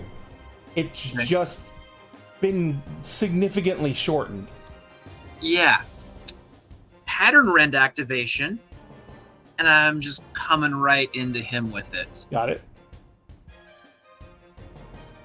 No modifiers for that. That's just rolly rolls. I'm a little annoyed right now, though. I think so. All right, so that is 11 successes because I'm going to drop a willpower. Got it. So, And you've got my lend a hand. Don't forget that. Don't forget that. well, okay, I'll use that on this next thing that's coming up. Because I think difficulty 2 is super easy right now. All right, so then that makes that 15 successes for damage. So 15 health levels of damage with the lend a hand. Got it. He is going to attempt to soak. Ooh. I soaked 4. So he takes 11 health levels of pattern rending damage. Yes. He does. So does he again? Pattern rending. I'm thinking of something real quick.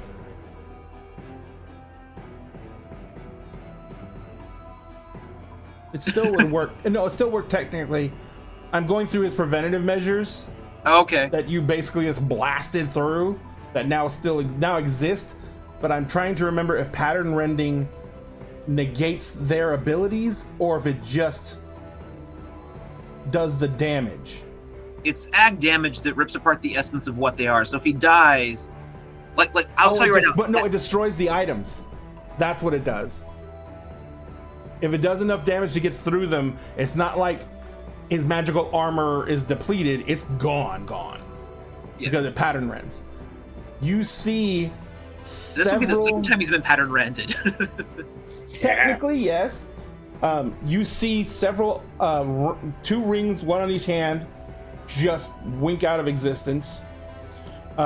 You see his left eye disappears.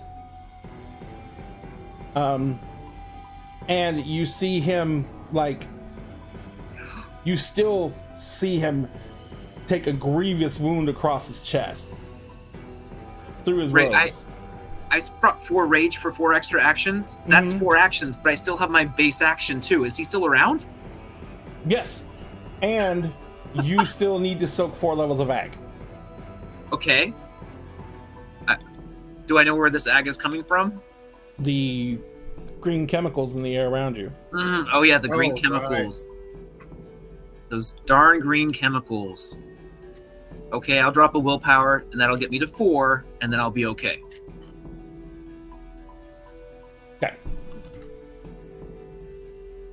It's okay. I don't mind burning through willpower like crazy. I'm going toe to toe with the Nafandi. It's all right.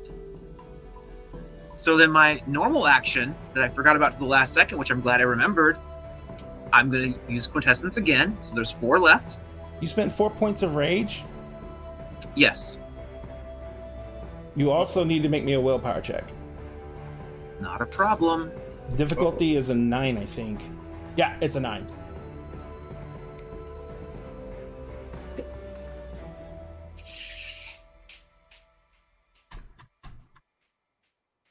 All right, 2 successes. Perfect. You don't frenzy. Well, at this point, who cares if I frenzy? I mean, If you frenzy, you're just gonna mindlessly attack him. You might even not use a sword anymore. It's all claws and teeth. 1 more point of Quintessence. Pattern rending him again. And you couldn't spend quintessence. Well, yeah. All right, go ahead. I wonder how many more countermeasures he has left. But probably not many. That is 10 successes total, so that's 9 extra. That is 13 health levels of damage coming his way. Fuck. Damn! Come on! Okay, so he's gonna take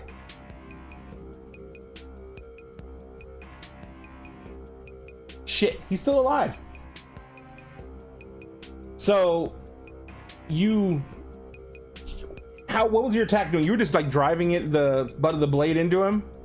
Pretty much. I mean, there's still an edge there, so I'm Yeah, just... no, there's still like 3 or 4 inches of the blade off the end of the handle. So like you can just you can just slash at him with it. So this next one, when you slash at it, you feel the blade bite in, and you feel it cutting into him, and you just you hook it and you just rip it through, and he's like, literally, you just see blood well up in his mouth, and he is kind of like just standing there, and he is like, he's still smiling with that maniacal grin, but he's not got like blood pooling out of his mouth.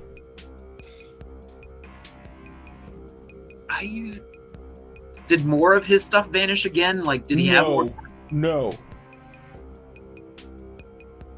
This is just effects he has on himself. You're chewing through a lot of health levels he's added to himself that are almost totally gone. I'm disappointed in Penny's grenade for not being stronger with anti-magical effects. It's the magical effects he already had in place. Oh, I know, but I mean, like, Mark's with... disappointed in Penny. He has not been able to cast a single spell. Great, yes, I get that part, but that doesn't mean I can't not be disappointed in Penny's grenade. I mean, yeah. He himself has not been able to use any of his magics. He had 1 countermeasure and he had a device. That's it. Yeah, I'm gonna guess he probably doesn't have any magical items left on him anymore. Nothing defensive. All right, so now we're back over to Rose. All right, so Chuck still has the thing in his mouth, right? Yes. Is it tied at the back of his head?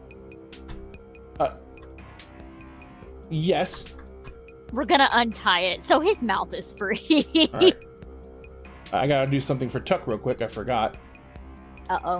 I forgot to roll his and oh god, Tuck. Okay. His and Finn's initiative. Yeah, his and Finn's initiative. His hands are free now, at least.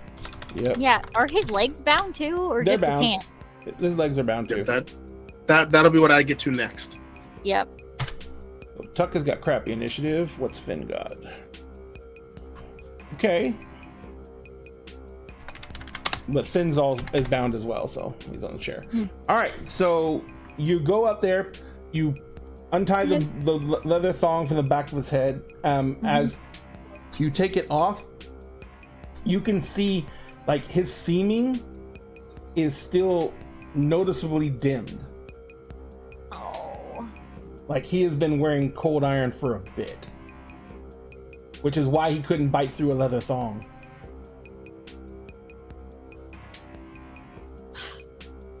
I see the Nafandi, right? Yes. Perfect. There's water everywhere in this room, right? Yes. Oh. Perfect. I am going to have to spend another point of glamour here in a second. Okay. It is called the Dance of the Five Kings. I'll be using water from the room, like Okay. drawing it towards the Nefandi, and how many successes I get on this is either 1 point of lethal damage automatically or 1 point of bashing damage. You know, basically bash him around the room with a water spout. Yep. So Alright. I need to roll primal and actor because it is a human being that I am affecting with this, quote unquote.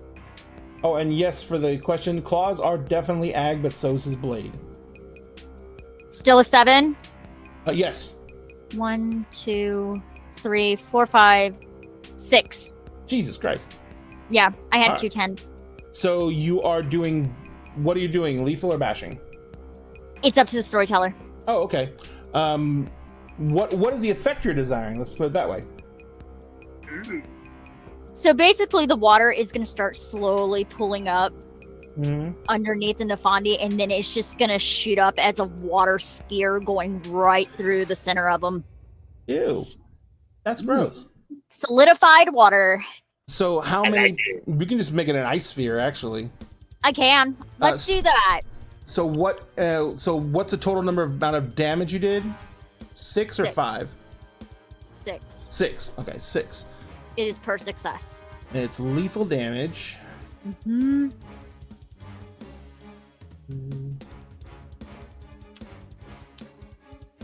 So the sphere, like you see the sphere go rocketing up, and he barely manages to turn a little bit, but you see it goes like through his top of his thigh muscle and goes all the way up to the ceiling and slams into the ceiling, and then he's kind of stuck there, pinned because it's a solid piece of ice from the floor to the ceiling, and it's now through his thigh.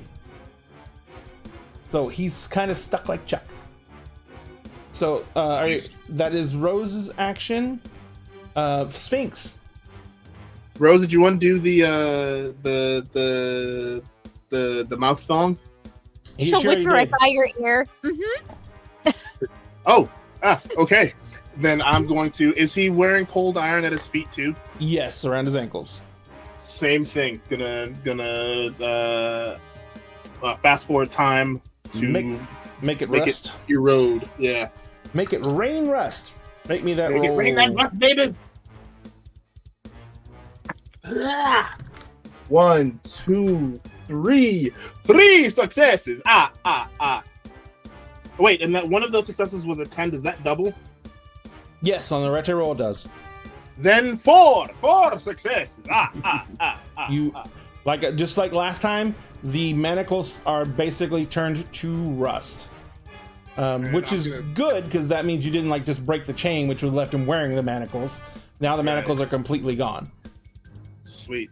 I'm gonna lean down and I'm gonna try and help Finn up as best as tuck up as best as I can. Emery's, you need to give yourself back 2 pints of willpower, by the way. And everyone else who spent any willpower got back 2. Because we've had 2 times that we've rested since we've been started spending willpower, and you get 1 point of willpower back every single time you rest. Oh yeah. Yay! And let's do something else real quick, because we haven't done it yet, and we need to's. Labs. We're gonna go ahead and start the raffle tickets right now. Raffle! Run for the woods. Bot. The raffle ticket! I didn't close out the last giveaway. Give me a second. So ignored that, but here goes the new giveaway now. So go ahead and use the keyword that is in chat right now for the next 20 minutes. Type that keyword into chat. Followers will get 1 raffle ticket. Subscribers will get 2 raffle tickets. And once again, we will be drawing that mini at the end of the month. And also, once again, it is Asmodeus, who is a devil. He's one of the lords of the 9 hells. And that is a fucking badass, gorgeous mini. It's actually taller than the picture. Sexy, I need to that is a redo the sexy picture mini. because you can see that the throne actually goes kind of off the screen, and it ends like in a point of like fire coming out of the top of it. So it's really kind of cool. that is a sexy mini. I'm feeling a little verklempt over this mini. So, and it's on a 160 millimeter base. Oof. So it's not just a sexy mini; it's a big sexy mini. So we're gonna call him Big Sexy from now on. He's He's Big Sexy. He's big He's sexy. Big Sexy now. Wait, what's happening, Big Sexy? All right. Lord of So mercy. you disintegrated the shackles. What else are you gonna move anywhere? Do anything? I'm gonna try and help Tuck up. Okay. So you reach down and start helping Tuck up. He does seem to be very weak. But as you're helping him up, he's already his color's starting to return back into his cheeks. You can see that as he's getting up, he seems to already be getting better for the most part. Okay. And here's the thing that I've always kind of been unclear about that may affect what I do next. So there's this interesting exchange going on between Rose and Penny, where Penny can feed on Rose, Rose can feed on Penny, blah blah blah blah. If Rose were to feed on Penny, what would Rose be taking away from her? Would that Glamour. be contestants? Glamour? No, Glamour. it's inspiration.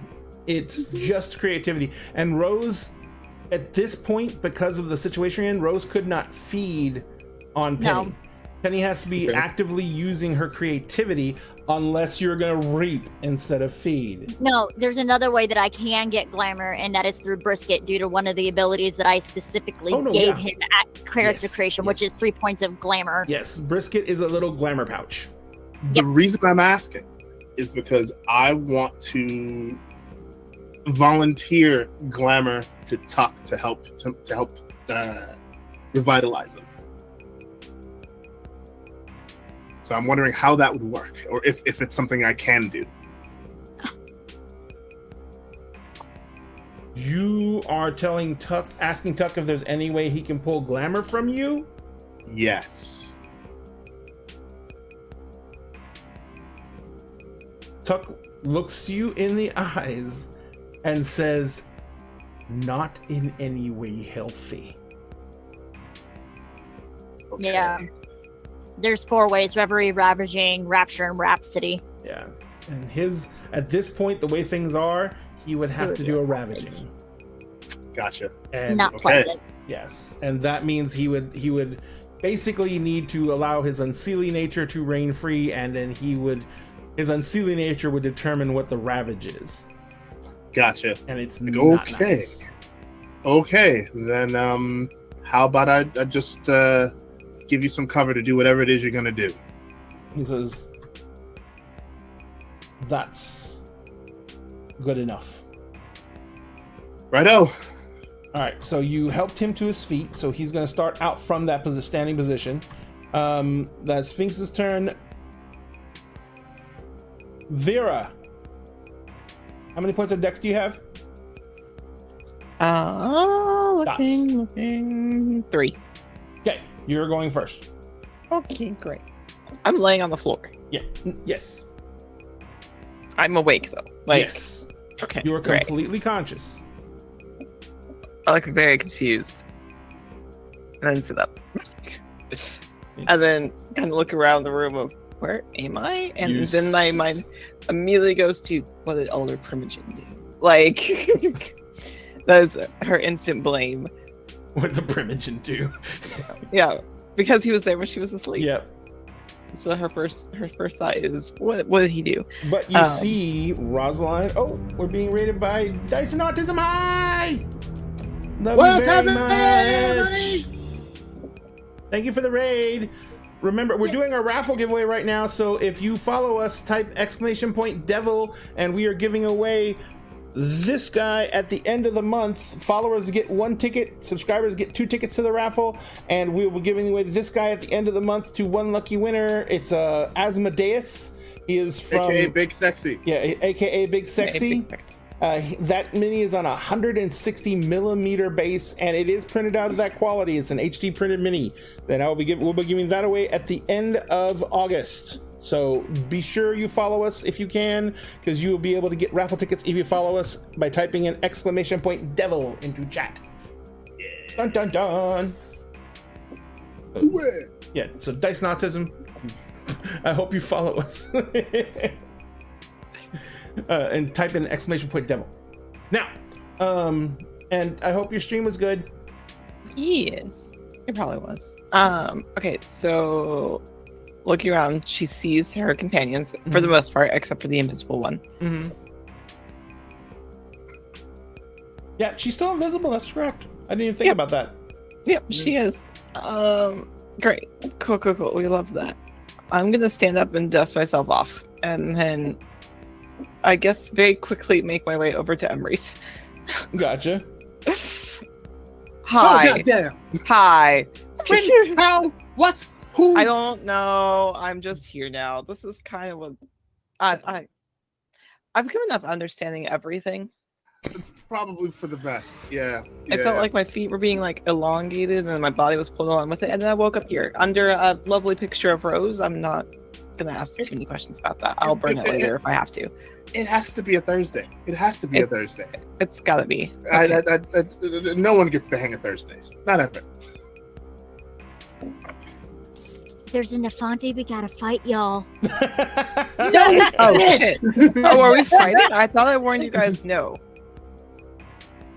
Yeah, we're not sure we trust your dad. You see, Well, I don't trust you him see either, this but, like- humanoid creature that looks, half of it looks scorched.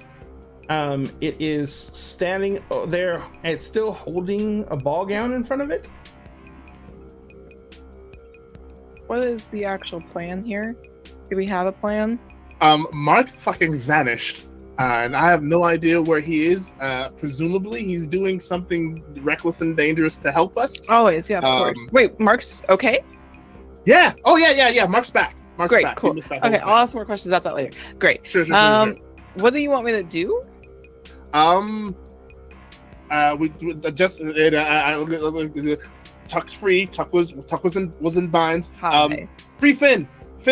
Oh, great. Got a free fin. Okay, all right. I'll run over. Vera, even though Tuck looks like shit, he kind of looks at you and he gives that wolfish grin and he's like, "I knew you couldn't stay away." Ugh. Oh, you're right. I'm here totally for just you. Absolutely. Okay, great. Glad we got that established. I'm gonna free Finn now. Glad you're feeling better, buddy. He's like, I'm gonna start. "No, I freeing just won't Finn. pass up the opportunity to be an ass." That's fair. That's also fair. I feel like Wouldn't shit. be you otherwise. So let's kick this asshole's ass, and then you'll feel better. Maybe. I hope. Great. Love it. This Okay. is- All right. So what are you doing, I'm Vera? I'm gonna untie Finn. All right. Finn is sitting in a chair. He's kind of hunched forward, and you go over to him. And as you kneel down in front of him to start pulling to try and get him done, you notice that he is actually bound to the chair by iron manacles. You can attempt to break them with just your hands because you have potence. And she's going to attempt that. So make me a strength roll, and you will have one automatic success. So just strength. Yep. And remember, you may spend blood to increase your strength temporarily for a scene. Every point of blood you spend raises your strength by 1 dot, and you're 8th gen, yes? Yes. So you may raise your strength up to a 6. Okay. What is the? And I think you can spend 3 Threshold? blood points a turn. What am I trying to beat? The TN is going to be a 8. Okay, I've already rolled. So I rolled a 4 and a 9. Okay. So you have 1 success. And automatic successes, 2 successes. You gotta lend a Just hand, gave- but the 4 is not going to be it's not going to get to an 8 with a 1 plus 1. No, So- so I'll keep it for later. Yeah, you can keep that for later, absolutely. You have 2 successes. You basically get your fingers into the first manacle, and you snap the first one, but you have 3 more to break. Ugh, great. I'm just gonna keep working on these. Okay, so that's your turn. After Vera comes... Mark. Nafandi, huh? Mm-hmm. You see that the acidic clouds that are around you and that are hurting you, they're going over the Nafandi's body, and you can see as they're touching him, instead of dissolving his flesh, it's causing his wounds to close. Son of a bitch. I hate him. I hate him. I hate him. I hate him. And he looks at you, and he's got the sphere in his hand, and he kind of just goes and tosses the sphere to you.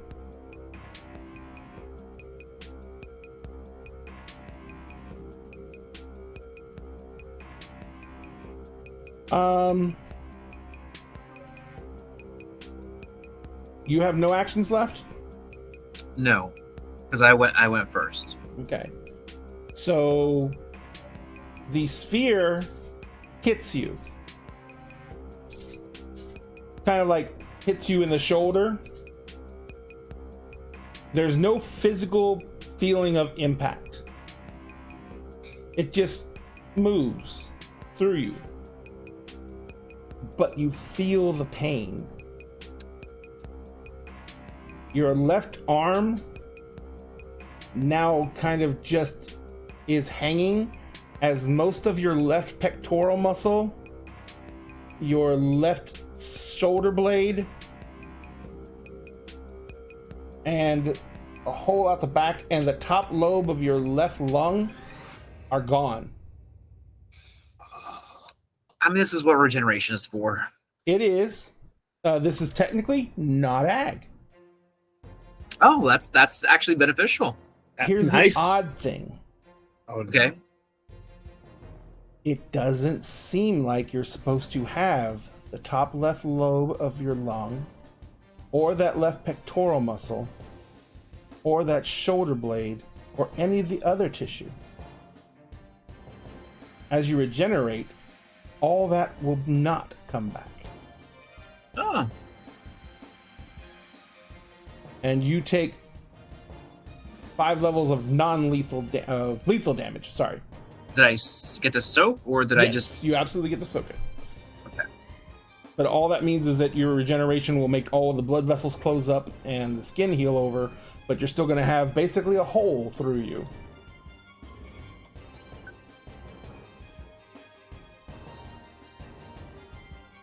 I only take one.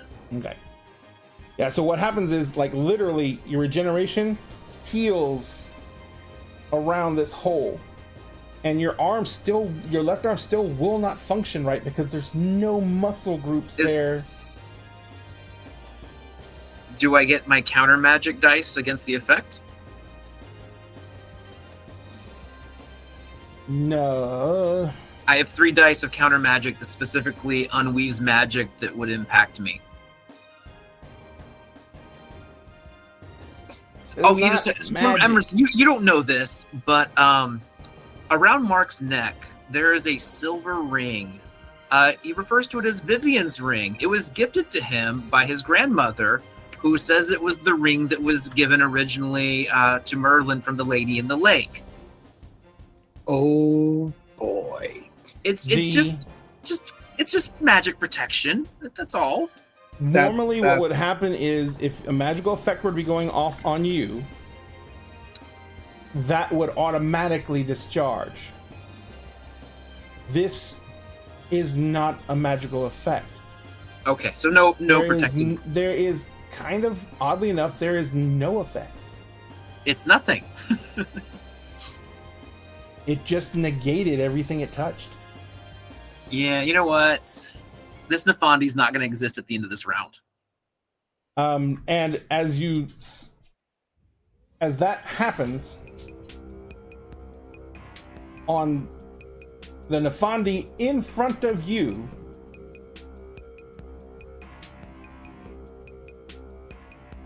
turns to like almost the same substance as the clouds, as the vapors. I'm still tracking. Oh, because I never got to undo the other thing. So I'm still tracking him. So he's still here? Here, and he's still back there. Right. But I know where he is here, so I can still attack him. Yeah. I don't care if he's in a cloud form. When I start pattern rending this guy, it doesn't matter what form he's in. I'm attacking his pattern. Yeah. That works. I'm sorry, Ray. No, it works. I didn't get gangrel primogen before. I know. He's not existing. You're really mad about gangrel primogen. Yeah, I'm sorry. I apologize if I derail your plot. I'm so sorry. Like if you've got to. I do not have plot that can be derailed because I don't make it. You do. Continue. Mark is tired of taking L's. He's walking out of here with a W. He's walking out here with a W, or his friends are taking him out of in a body bag, but they don't know where he is. So there's only one option that exists.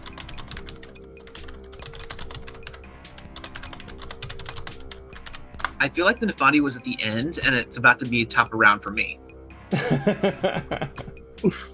All right, so that was the Nefandi, and now it is actually over to Penny. Oh, Penny. Yes, Penny. Oh my God, Penny. Penny is going Come on, to... Penny, do good, Penny. Do good, Penny. Okay, so 6. Oh my God, she's horrible all of a sudden. That's right. It's pinned in place. If Penny doesn't do something successful, can we return her for an unbroken model? For an unbroken Penny? Oh, I must just have to train her a bit more. No, do ones take away from damage rolls too? I don't remember. You can get 0 successes because of the ones, but you can't technically botch the damage. Okay, Yeah. so she got 0 successes. Oh. Fucking horrible. She begins firing with her pistols at the Nefandi, and he begins like literally kind of he kind of like is holding the ball gown now in front of him, and he begins to like pirouette in place with the ball gown, and the bullets. Isn't he stuck to the wall or whatever to the ice thing? God, yes, that's right. Never mind. Oh shit. Yeah, he's stuck. Let me give it a little better chance to hit then. Okay, so that gives her 1 more dice. She rolled really lousy on the shooting too, sorry. But she can roll 1 more d. Oh, good. All right, so she does do damage to him. Let me see. Oh, well, the ones continue. Can't botch a soak roll, but he got no successes. So yeah, he takes a bullet. Nice. As she basically caps around through him, and as he is like looking at this whole fucking ice spike through his leg, he kind of like is looking down at it, trying to figure out how to get off of it, and then a bullet just clips him high on the left shoulder. And that is Penny's act. And then Penny is going to start moving around to where Finn is with Vera, and she's going to kneel down by Vera, and all she says is, "How can I help?" That's the end of her action. That is after Penny is Tuck. Tuck is going to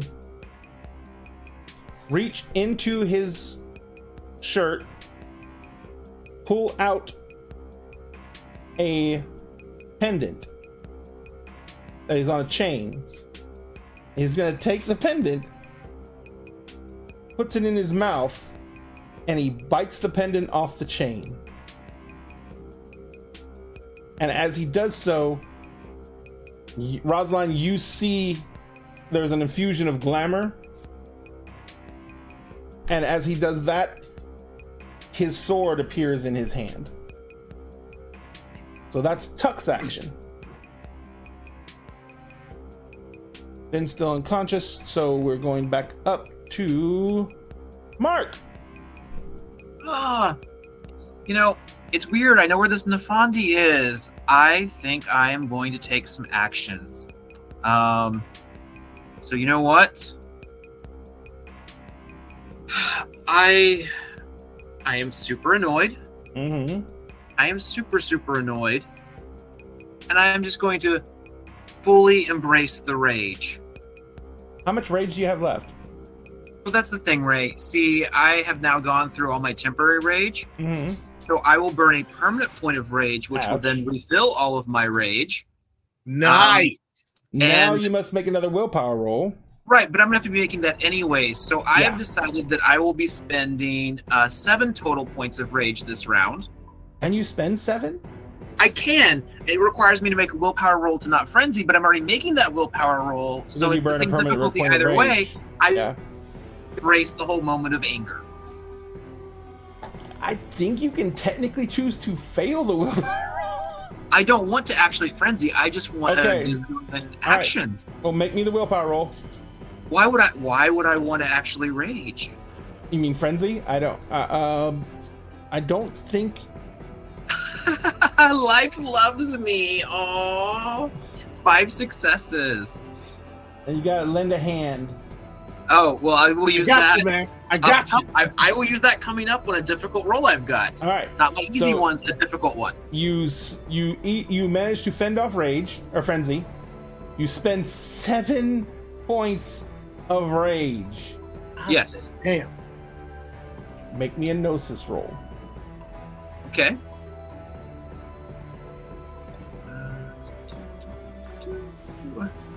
Difficulty is a 6. 3 successes. All right. Go ahead and tell me what you're doing. All right. Action 1. Mm-hmm.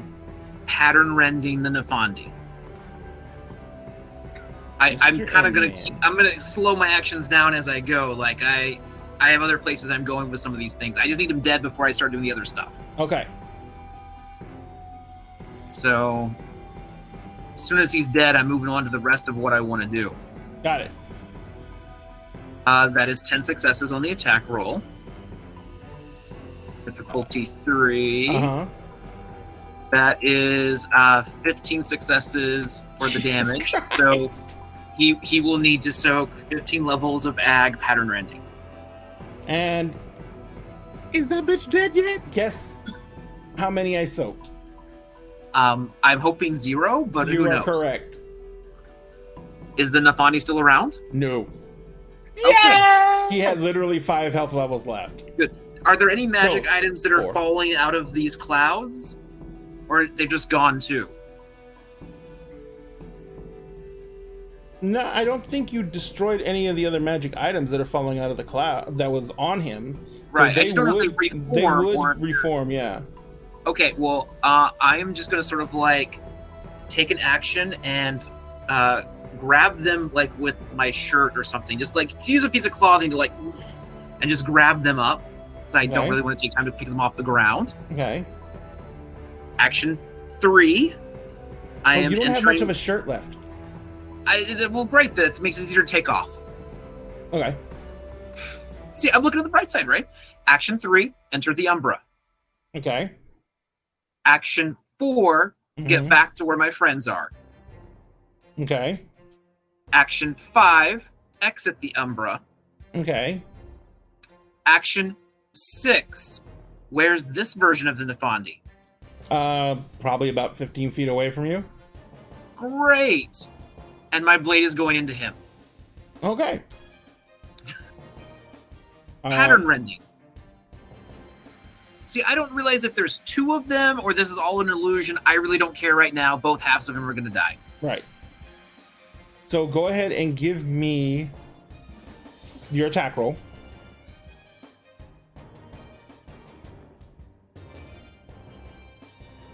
All right, that is only 9 successes. Oh,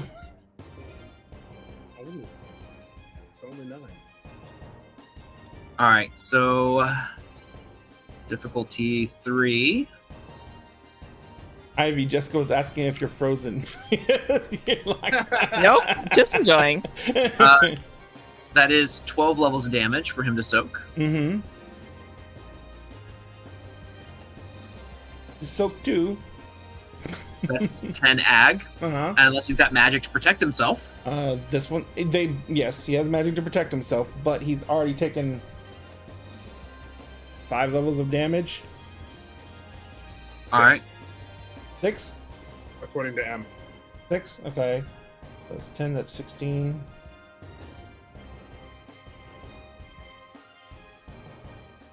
And that was pattern rending? Pattern rending, yeah. His face. No, I'm doing math. Look, I want the avatars of these things gone. Yes. Or the thing. I don't even know how this works anymore. So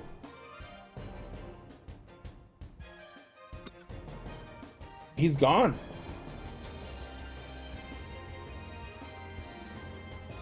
As you rend through him with the blade, you feel it bite in. By the time it's coming out, where you like raked it across him, by the time it's coming out, he is being once again engulfed in that almost pure white light. And by the time the blade is coming out, he is dissipated. All right. What did you I will save the last action for dodge in case I need it for something. And I'm going to say this is the last thing I say. Your wish is granted. You may return to the nothing. Oh. As you all are standing there, seeing this, Mark's turn goes. Mark stands there and says that we're going to take. I'm going to just take a 10-minute break because I need to get something to drink. My throat is going crazy. So we're going to take a 10-minute break and then we'll be right back. But what about all the other bad guys to fight? Oh, wait. No. Don't worry. Things are going to happen when we get back. We love you guys very much. We'll be back in 10 minutes.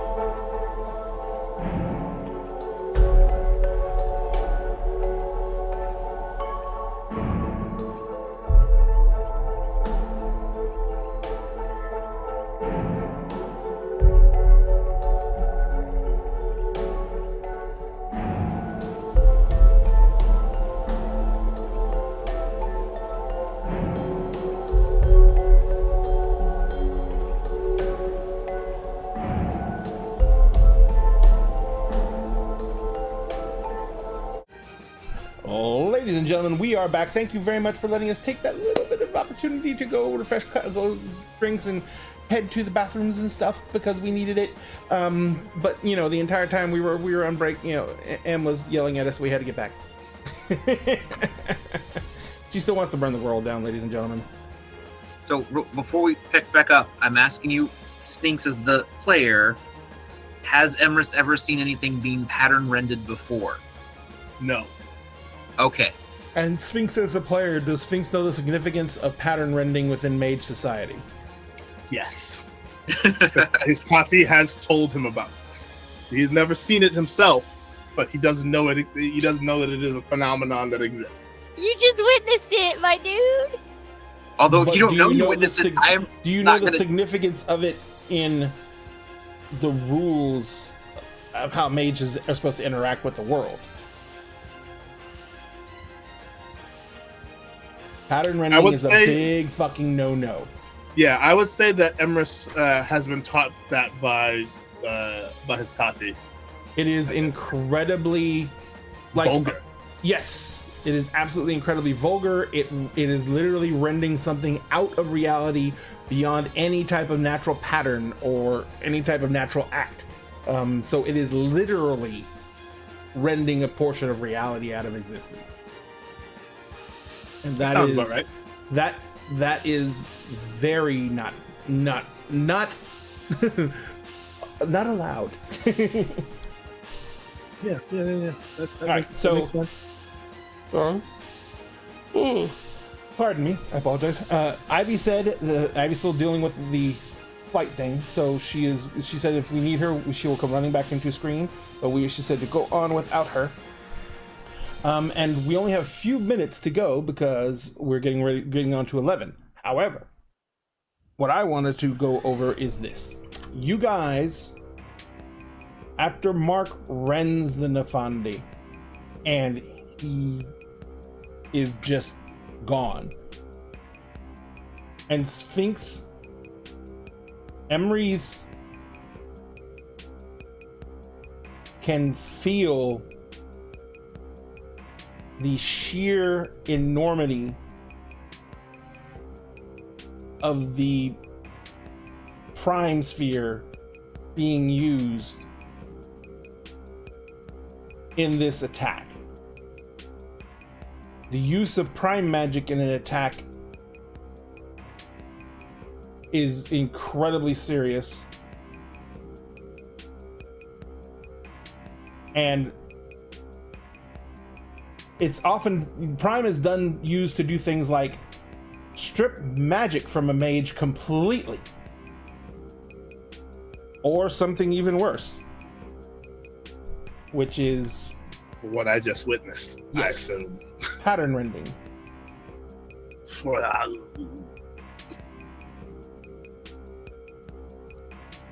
So, 155 millimeter cannon hitting its mark. Mark is going to take a couple steps towards Emrys. I'm still holding the blade, but I'm going to point at my left shoulder. I need you to rewind time about 35 seconds here. I just learned a neat little trick from the Nefandi. 35 seconds on the shoulder, back it up. Please go. I'll ask about that later.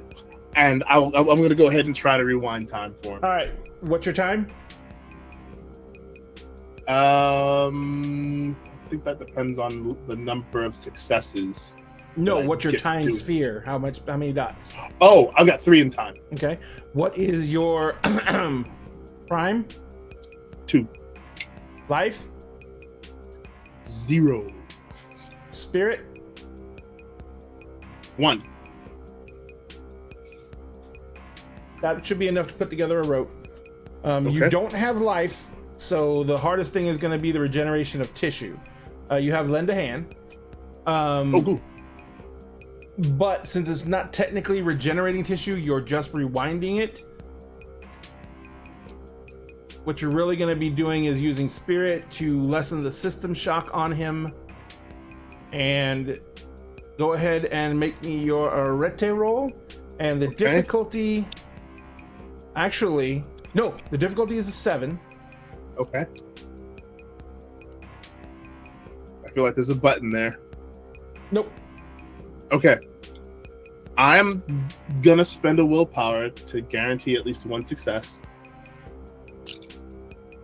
And go. Spends willpower like they're candy, ladies and gentlemen. 1, 2, 3, and a fourth. Not a from problem. Willpower. You actually basically rewind time on the wound itself, rewinding everything back to the point before where all the tissue is back before it was hit with the sphere.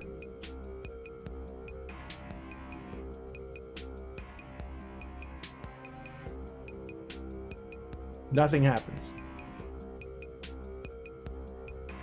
It doesn't knit itself back together at all. Nope. It's the nearest thing you've seen to pattern rending without using mage forces.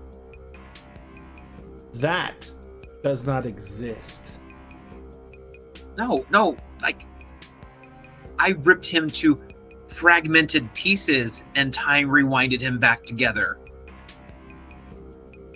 Your magic's broken. Do it again. Rose is gonna reappear suddenly right next to Mark. All right, hi. I'm gonna just like lick my wound while they're doing that. Whatever happened to you shouldn't have happened. There's no wound. When you regenerated, it's healed. Oh, There's just emptiness there. Nothing. There's nothing there. what hit you?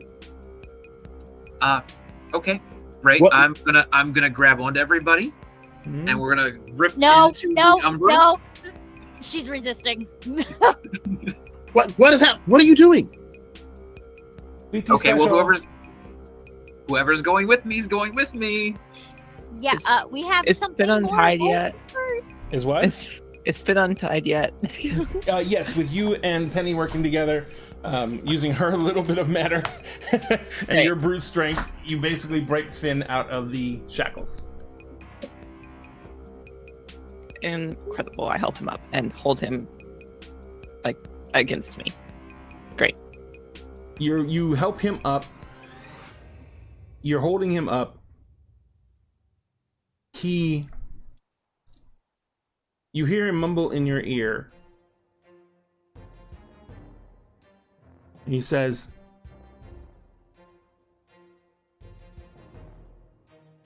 "Thank you.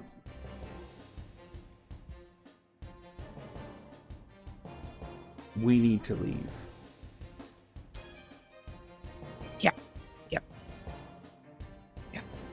How am I supposed to get out of here?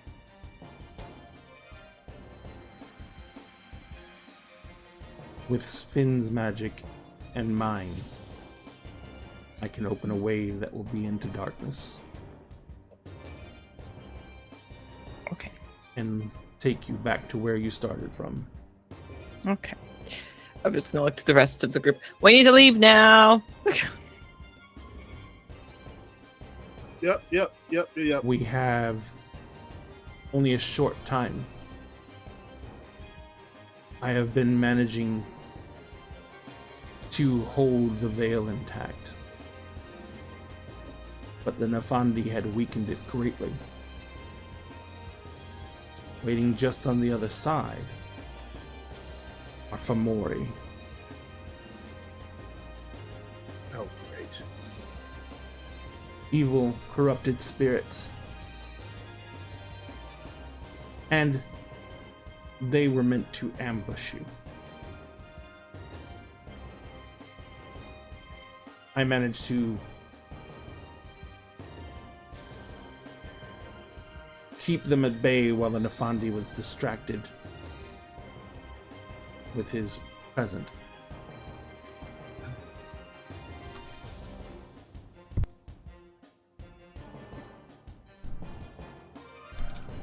We have little time.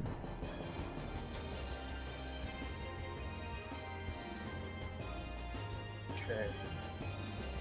was I able to at least take Sphinx with me? Because I mean, once Rose breaks away, I'm not gonna try to grab her still. But Okay. Do you take Sphinx with you into the Umbra? yep, and I'm gonna go where we need to pop out into the other side where he was. Okay. I'll kind of walk over. Oh wait. Oh no, near Umbra. Okay. I'm gonna walk over to where the blade is, Mm-hmm. and I'll kind of like. Did the mist stay there after I killed him? Yeah. Great. Just try to reach past the near Umbra to grab it to pick it up. The piece that I heard clink on the ground. Okay. I need you to make me a Gnosis roll, because you're only going to partially go through the veil to grab the item from the real world. Difficulty. Difficulty is a 7. Okay. 3 successes. Oh, yeah. Stretch. I forgot the stretch part of the sweet tea. So, yes, difficulty 7. 3 successes. All right. So you put your hand through. You draw the blade back through. You take 1 level of ag you need to soak, because only a very small portion of your body was exposed. Soaked. Okay. And you have the piece of the blade that's missing. And you can see that there is a perfectly round cutout from the blade. Yeah, I'm sure. Just show Sphinx like they don't line up with each other. There's a crystal ball that's like a black vast void of nothing. It's very enticing to look at. Very enticing to look at. He dropped it. I'm gonna do the perception peer out into the real world thing that I can do that's difficult to do. Mm-hmm. But I just want to see if the crystal ball is laying somewhere. Like when it dropped, did it fall through the ground or did it just kind of like roll off somewhere? It fell through the ground. Well, it was falling through the ground, and I don't know how far it can fall. Maybe forever. I mean, it's yeah. I don't know. I've never seen anything like this before. Yeah. Th- If you can't this? me, I don't think you're fixing my sword. Yeah, that shouldn't exist. Like this, like what happened to you should never have been able to happen. That's like clearly it's not impossible, but it should be. Well, unless he's got another trick up his sleeve, he'll never do it to me again. Oh, there was one of him here too. I don't know if you knew that. Like, he was in 2 places at once, and now he's in no places at all. That does not surprise me. Right, just you pray the wild ping the Nafandi again. He really is like not anywhere, right? No. No, he's gone. Should be gone forever, unless we have any more of that impossible stuff pop up. I mean, I'll be leading Sphinx back towards where we came from. Going back to the original room.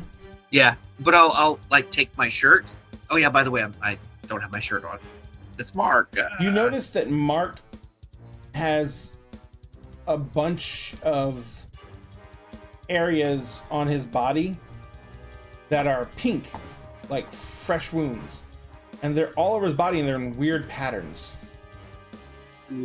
what's the soul of what happened to you? I don't know. He didn't touch me other than that spear thing. I mean, oh no, that's right. The mist. Yeah, it's very acidic. It's like, I don't know, probably similar to balefire or something. I wasn't focused too much on it. I needed to take care of the Nafandi. That, huh? Right, I'm gonna just kind of go through the shirt real quick, right? How many things are in here? Oh, 4. Are they all You rings? guys Or... crossed back over into the real world, right? Yeah, we're going back to the road. Is it 4 rings? No, it's 4 different items. Oh. Spear is off to the side, just like we need to go. Yeah, bring Sphinx back to the real world. Mhm. You know what any of these things do? I'm gonna need some time with them to figure that out, but I can figure that out for You you. see sure. Finn. But they're mine. They're mine. He's kind of I like don't want steps them. away from Vera, and he says, Okay.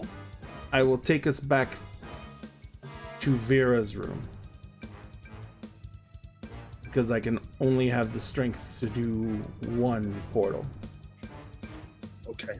That. Yeah. I will need to rest. What am after I that. doing here? Did you bring me here? Yes. I Oh, need the dragon right now. yes, because you referred to Finn earlier. So yeah. Okay, thanks. When should he be gets the awake. dragon, I'm just gonna like glance over at Penny. Penny's kind of looking at him, and she says, "Was I like that? Yes. Yeah. Oh man. Okay. Robot Penny, got it. That wasn't good." Okay. Yeah, let's I just know go. I'm gonna like crash as soon as we get there because it's still daytime. Mark, I'm really glad that you're okay. Thanks. I lost my sword. Sort of. I I'm mean, it's still sharp. sorry. Well, you know, I guess you can't keep everything. Things are always taken from you. Maybe we can figure Oh, something out. slowly. Vera's eyes Okay. narrow. Do not make me fireman carry you again. I do She'll have do like it. 4 new magic trinkets though, so I guess that's Oh, see, so okay-ish. sometimes you get new things. Yeah. Okay, great. I'm tired. Yes, let's get out of here.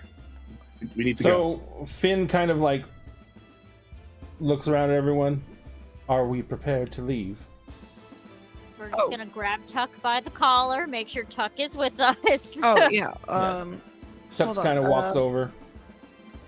I walk over to the artwork. Mm-hmm. Do you want this, or can we just destroy this later? I don't even know why he was painting it in the first place. So do you want it to study for later, or like, are we leaving it here? Yeah, let's take it to study later. I- I'll figure it I out. pick it up. I just pick up the whole easel, and I'm like, I'll just bring this with. Okay. Tell you what, you can So- just sell the easel later for more. Whatever.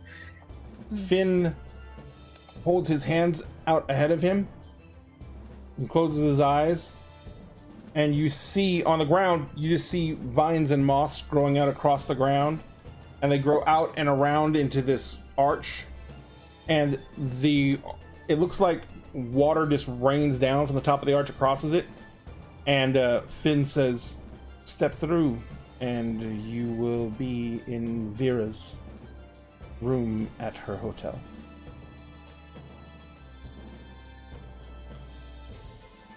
You first.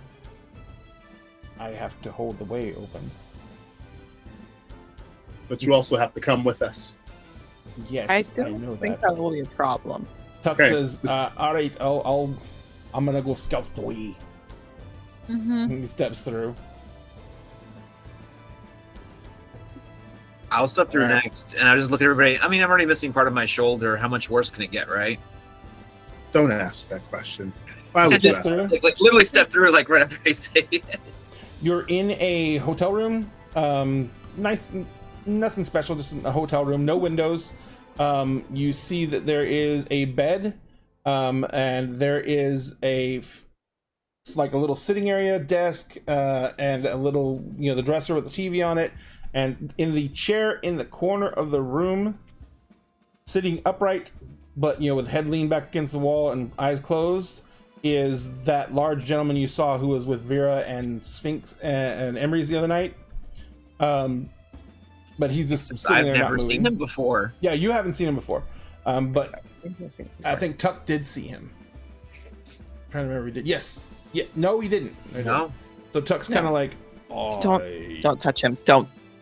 So Tuck's kind of like, Mark, you come through, and Tuck's like, this asshole. I know him. No. Don't touch him. Don't. Do you go through, Vera? Yes. I see she steps through. She's like, don't touch him. Mark's just like the half of his blade he's got left. And he's like walking over there. Don't you touch him, Mark. Who is he? He's a friend of mine. Tuck's that like, got me here safely, and also helped us get to you. he's dead as fuck. Don't touch him. He's fine. He's sleeping. Emery's go. Emrys walks through. And he's like, Yeah, it's like standing there like Jurassic Park, like with the raptors. Like, don't touch him. Mark turns to Vera. Mark turns to her when she's saying that. He's like, "Friend is not his name. Who is he?" Well, he's a friend of mine, so why is that not enough for you? That's how we play these games now. We keep secrets from each other. Well, I've never. I just asked who he is, and all you will say is friend. Yes, he's a friend of mine, given me aid to get to you earlier. He's one of Kinsley's. I'm gonna look at Tuck. You know, most Fae don't even play that level of like avoid the question games. I'm not avoiding the question. He's one of Kinsley's. He's one of Kinsley's what? what's a Kinsley? Her ex. I walk through. It's Vera's ex. Looks like it's getting fucking crowded in here. Okay, look, Penny's like, I'm tired. got her This pissed off. man- She's like, after you, boss. Basically, Kinsley is Ew. not the bad guy that we fully anticipated, and this is one of her charges Fine. that he owes Kinsley, and so she sent him with me. Only because you pay me. And she walks through. Yeah, I also got to make sure dumbass here makes it through. All right, But so he got me here safely. That way I could sleep because I could barely get here in time for trying to make sure everybody was where they were supposed to be. So he's sleeping here because he was basically had nowhere else to go or couldn't leave because the sun was coming up. All right. Finn looks at you, Rosline, and he says, are we going to go through together then? Yep. Because I don't trust you if I walk through you not closing the door and you doing some self-sacrificing things again. Oh, also, I put the easel down because I realized I still have that. I was like, wait, hold on. I'm sitting here arguing with Mark as I'm just holding this easel. Penny, as you putting the easel down, you kind of put it in the only open space between the bed and the wall. And Penny's like, "Oh my god, I had to go to the bathroom." She like walks across the bed and goes to the bathroom. Isn't this Primogen's name like Marco? Marcus. Isn't that Marcus? That's Yeah. what it was. So I just remember us being like Marco Polo. That's why I Marco was like, Polo. hold on. So Finn like holds his hand out to you, Rose. There's that damn big bug. Is it back? Is it back? It just crawled up past you a second ago. It likes you. No, no. It's a snuggle bug. It's a very large bug.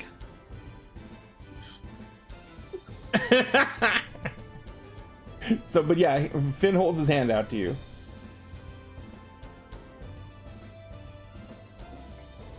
She'll take it. And when you take his hand, the cold visage goes away. You feel concern, anger. You feel confusion. You feel helplessness. As the last act the dragon does in control of Finn, he kind of pulls you along as you both walk through the arch. Mm-hmm. And now you're in a room crowded with a bunch of other people. Welcome back. And Finn kind of like turns towards you and he like holds you, grabs both of your shoulders, and he says, I am so sorry. Sorry for what? I had no idea what it was going to do. I didn't know it was going to pull Vera in. It just told me that you all were going to be ambushed. It told me that it needed control to hold back the things that were coming. Mm. It's okay, as I flop face first on the bed. You surprisingly don't feel tired yet. That's fine. She figures it'll be a little while because now she's like, I'm awake. I've been awake too long. Now I can't go back to sleep immediately. Oh, also, Marcus is asleep. Yes, He's in a chair. Yeah. I'm Marcus, gonna walk over to Marcus, he's asleep. Clearly, you can't order hear anything. Finn. You go what? Walk over to Oh, Finn. I'm gonna pick up one of his hands, and I'm just gonna like basically pull his finger out and then have him poke where I have nothing. Mm-hmm. Resident Mage over there says this isn't supposed to be possible. Who are you doing that to? Finn, the Oh, dragon. Finn? Finn's Dragon like, Finn. Dragon's taking a nap right now. what? I don't know what that is. It's a horrific hole in you. How did that happen? Wait, you're talking very normally right now. Mm-hmm. I don't think the dragon's possessing him at the moment. Yeah, we're Taking a nap. no. He has the answers. Why did you let him sleep? I don't think he had a choice in the matter. Anything. I just got here. Okay. Well, when the dragon wakes up, can you tell him I want to know what's going on and I want it fixed? Okay. I mean, as much as I can tell him anything, yeah. I mean, I don't want you to be that way. I want you to be whole. Well, I have a hole in me, No, but I no, would like- no. Better fixed. No hole in you. Yeah, I know what you meant. I just, He's being Mark. Mark, yeah. I have a really legitimate question at this point, and it is a question of concern. Okay. Why do you keep losing clothes? Oh. Is that I really mean, a You legitimate really are concern? 90% nude at this point, you know. well, thank you for noticing again. Oh my god. Penny comes out of the but- bathroom. She has a bathrobe in her hands. She says, "Oh yeah." She throws the bathrobe to Mark. and I'll let it hit the floor without even trying to grab it. You're gonna get arrested for indecent exposure if we have to leave the hotel room. But we're not leaving the hotel room. Nobody's leaving without Vera. And I'm just gonna look down. Is it indecent exposure? I mean, you've got some cloth still on you, but Good enough. I don't think mean, there's any. I don't think there's any real genitalia exposure. And I think- due to hypocrisy, you can have your nipples out all the time, but I get arrested. I think that the bathrobe's a very nice color on you. It's a white. I've rolled bathrobe. over on the bed. Like, I rolled. Alright. Look, I was in some sort of green corrosive mist. Can't we focus on the positives? Nafandi no longer exists. But Murder Hobo betrayed all of us. You rented from existence. Oh, you noticed. I've never seen that before, but I've heard about that. You basically broke its magical pattern. You I negated it. need it to come back again. I need you to understand something. And I'm not saying that I'm not grateful for what you did. I'm extremely grateful for what you did because fuck that guy. However, what you just did was an extremely vulgar bit of magic. Was it more vulgar than him rewinding time to recoalesce from being rended apart and then become real again? That seems pretty. Okay, that's vulgar, too. worse. That's kind of worse. Yeah, so I did the lesser crime today. It's still a no-no in magical society. I don't belong in a magical society. Rose is gonna start leaving the hotel room. It's too crowded. She I'm just saying Duck and Finn are there following may you. be unintended consequences from what you just did. I'm not. Again, I need you to understand this, Mark. While he's I in there, am very I'm just gonna start grateful. pulling Penny in front of me. You what? I'm just pulling Penny in front of me while he's having this conversation with me. And I'm And going to he's whisper like- in her ear, listen carefully. He forgot to tell you all of this when you did your mind magic on college campus. No, she knew this already. I'm gonna move. Excuse me. Again, I am absolutely, and I don't think there's a person here in this room that is not grateful for you ending that son of a bitch. All I'm saying is that because you did, that's right. You said you 3 times technically, because there was a second, right? You ended that son of a bitch 3 times. We'll go with accuracy. 3 times. Or is it twice if you rewound time? 2.5. Time magic is muddles the details a bit. We'll count it as 3 for now. It's still really vulgar magic, and that gets noticed. I mean, the dragon didn't seem to notice, and he is magic. The dragon's asleep right now, so we can't ask him. But he wasn't asleep when he saw me do that the last time, and then opened the portal to bring us here, and he didn't say anything to me. He didn't say anything to anyone about it, so who knows what he did or didn't notice. I'm not going to presume to speak You've addressed for the dragon. it. He's okay with it, and he is magic, so magic is okay with what I did. I am not going to presume any of that. What I am going to say is that someone or something may have noticed that. Reality has noticed that. And there may be intended consequences. I don't know what those consequences are, Mark. I don't.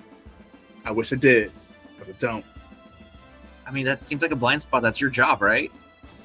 It's not my job to know everything. I thought I am a to. no. I have not lived yet long enough to know most things, let alone Vera? everything. Since you kind of roll towards the wall, you feel a bounce on the bed. I look over. Penny's laying beside you. Just admit, doesn't know everything. I know. I heard it. Yeah, Rose and Finn just snuck out. Yes, she saw you leave and was like, "That's fine. I'll see them tonight." Like, Penny's like, do you have your phone? I need to record this. slide. I don't know everything, Mark. Okay, I would love to know everything, but I don't. What I do know is that in larger mage society, what you did with the negating someone from existence is considered vulgar and wrong. Depending on who you ask, yes, also amazing. But I did it to a Nafandi. That makes it okay, right? I don't Hero know. for the bed is like, I don't know. I wish I did. It's okay. I mean, it'll work out. Like, luck will take care of me. Like the protective magics of the Lady of the Lake. Something will take care of me. I'll be fine in the end. The protective magics of the Lady of the Lake? Yeah, I don't just have the sword. I mean, I'm Galahad. Ish. Right. Aspect of an Arthurian knight. Right. I was gonna like pull the ring out. Now you get to have real fun because I've never shown you the ring before. Has Emrys ever seen Premium before? Ray's shaking his head. What? So he is holding in his hand a ring. Mm-hmm. It is made of a silverish blackish and gold. Well, silverish blackish gold metal, and it is physical, literal quintessence. That It is. exists as physical quintessence in the real world. You are wearing quintessence. No, it's a ring. It's a ring that is made of physical quintessence.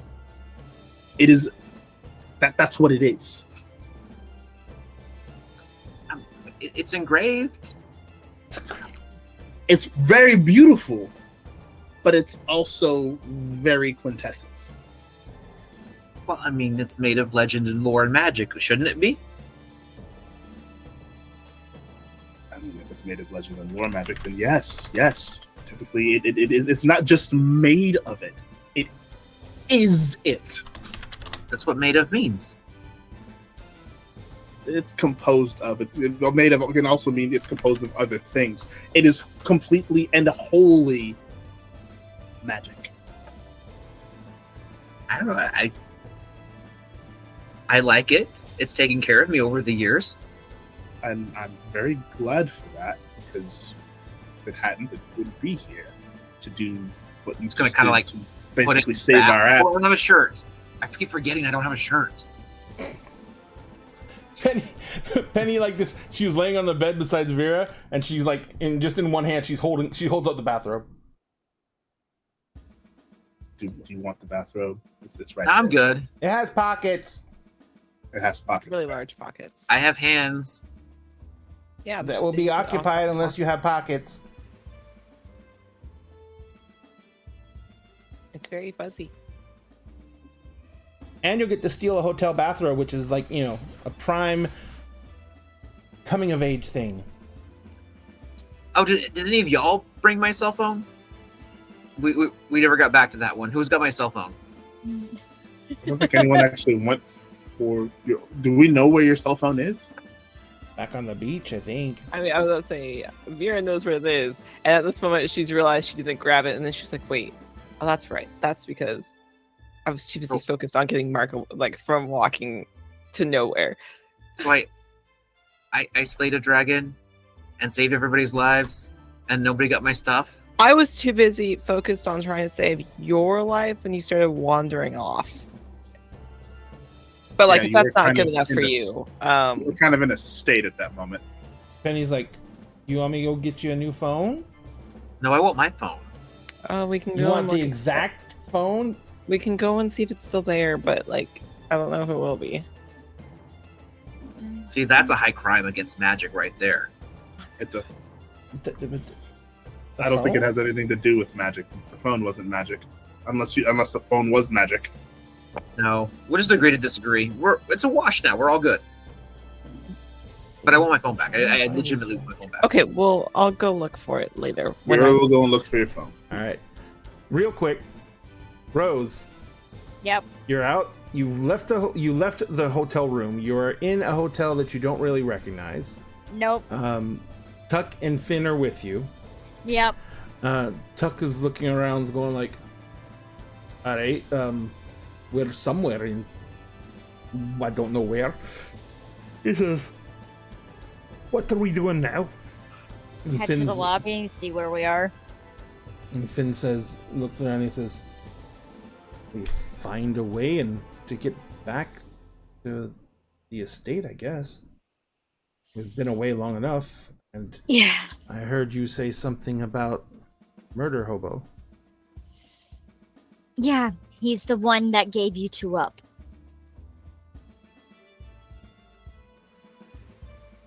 That doesn't make any sense. I called him. I have memories of him making the oaths. I brought up the oath breaking, and he made a comment of having been blind for a while.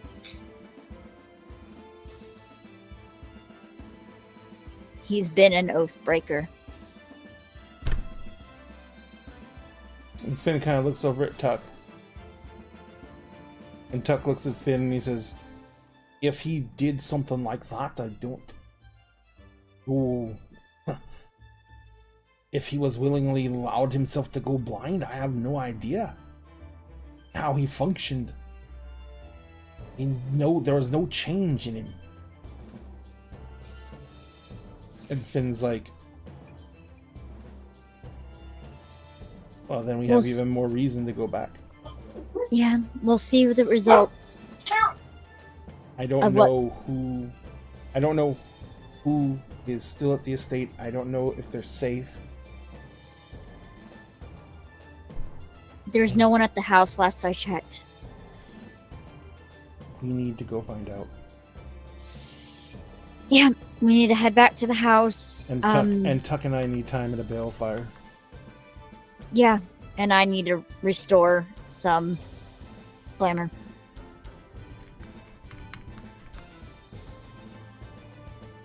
Alright, let's find out where we are. Yep. Also, Mab should be calling in anytime. I did cash in that favor. Or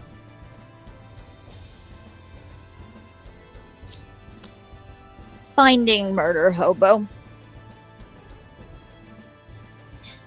Christ. And you are a priority at this point. Why am I a priority? Because of the scaly bastard that you were associated with. Oh, shit. Sorry. Yeah. Crystal circles involved. Fuck.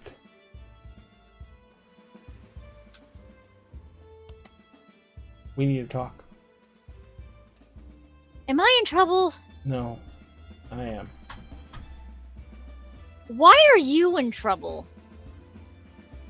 I need to go someplace else and talk. She's gonna go in the elevator. Just open the like. Hold on. That's the down button. Poke. And Tuck goes, you actually have to hit a number. That's the lobby. And he hits the button. Like, there's not actually like a down button. It's numbers. Okay. And Finn comes in and kind of just like shoves Tuck. He's like, just can it. 10 minutes. Tuck's like, fuck, everyone ruins my fun. No, Tucka can be an asshole for a little bit. He got tied up by freaking iron, for God's sake. And the elevator starts going down. And Finn kind of like looks at Tuck and looks at you, and he says,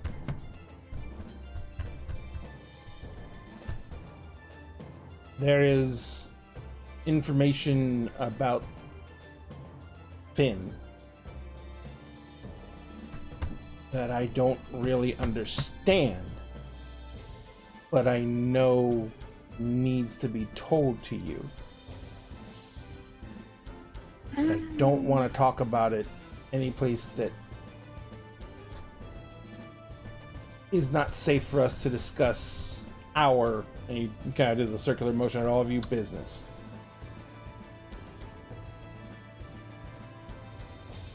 So my house is the safest. Close by, yeah.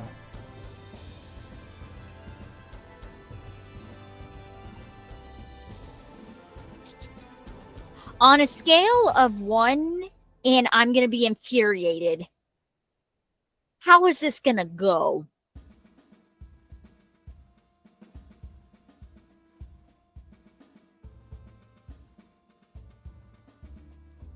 Bad.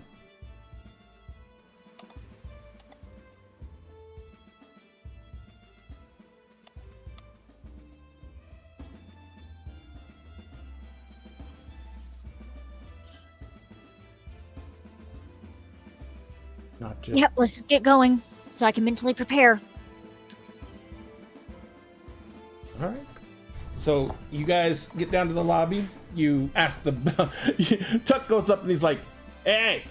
So the person behind the counter is like, he says, and the guy's like, "Yes, sir. How can I help you?" And he says, kind of looks at you all over because you do not look like you're in the best shape right now.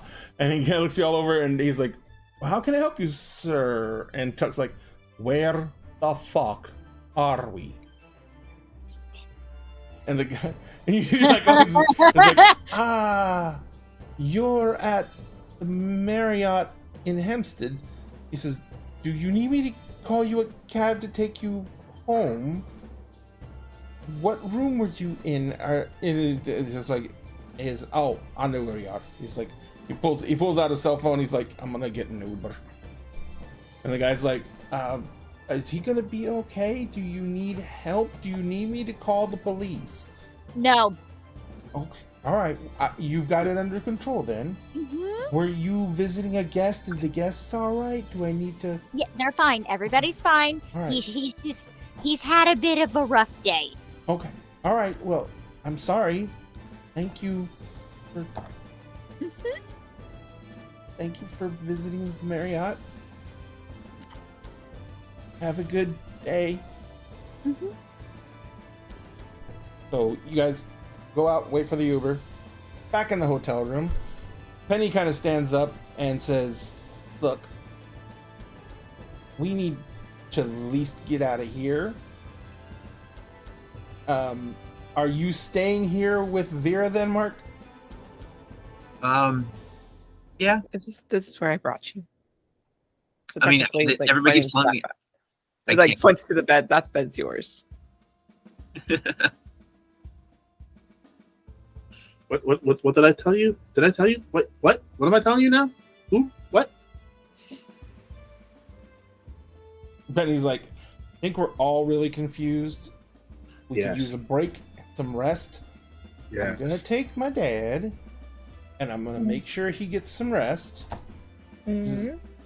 Vera, I hope you can get some more rest. I know you got interrupted. Mark, It's okay.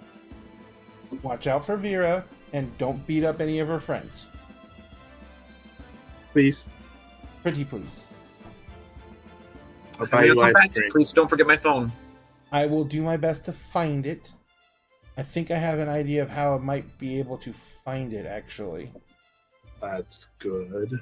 Yeah, I'm just gonna ask Brisket. Oh, Also a good idea. That's actually a really good idea. Yeah, Fear's like, he's I can't really even see nice.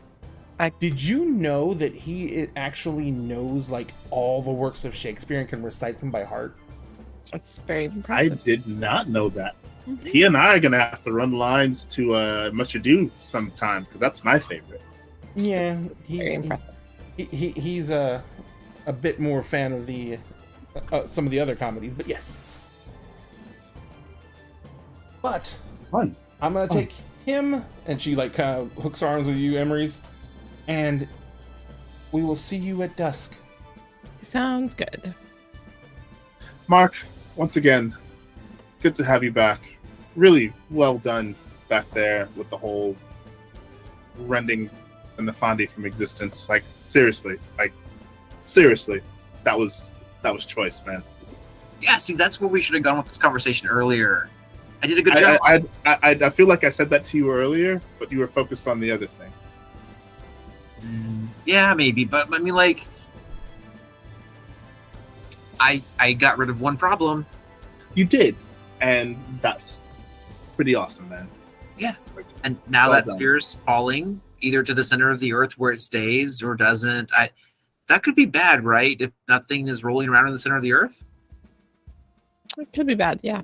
Yeah. This If sounds like a nothing- problem for after it- sleep. This sounds like a problem for 6 hours from now, Vera. That's kind of yeah. That's with the vibe. Mm-hmm. Mm-hmm. Yeah, that's a And he's like, I don't like thinking about this whole nothing thing. It makes me go cross-eyed. Okay. Yeah. I'm gonna go to bed now. okay. I'm gonna go with Penny. I'm lean down and give Vera a kiss on the forehead. Get some rest. Wait. And he like stops. What? It's the middle of the day, right?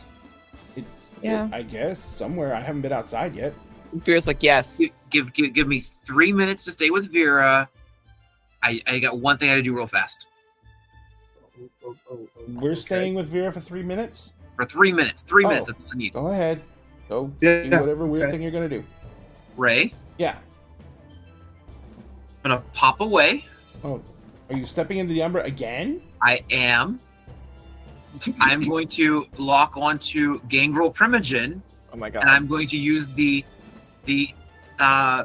middle Umbra to get to Seattle quickly. Jesus. Far Umbra if I have to. I You really have to don't. go in the far Umbra to make that Fine, trip quick. Far Umbra it is. Okay. And why are you going to go see Gangrel Primogen? Because it's the middle of the That is what he day. started. For And I'm going to reasons. pop out of the Umbra to where he is, and I'm just going to last shot of this prime rendering thing I'm going to be doing right now, and I'm just going to rend Gangrel Primogen.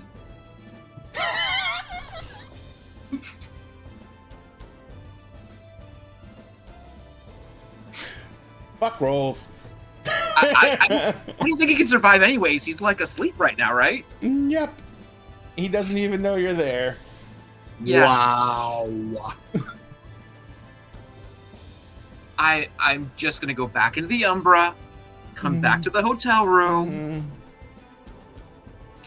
and when I pop back in, I'm gonna go to the bathroom real quick. I'm gonna kind of clean up a little bit. I'm gonna calmly walk back in the room. I'm gonna look directly at Vera. Gangrel Primogen is now dead. You're welcome. Did you just do the thing that you did earlier? Did you use the knife? You used the knife, didn't you? Okay, Mark. I'm too tired to fully talk about what you've just done. My only request is that you don't hurt this one. That one you're vouching for. Yeah, Gangrel Primogen is not a good person. I didn't say he was. Nor am I going to ridicule you for whatever just happened. Yeah. I'm just putting a clear boundary of do not hurt this one.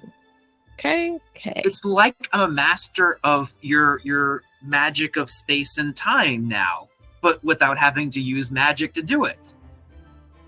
You're very clever and very impressive, and I'm very impressed. I figured it out, right? Like, I can go places now. I'm very impressed. Wait, I've got one more thing. While I am there in Seattle, I'm taking another map reading, and you know which map reading I'm taking.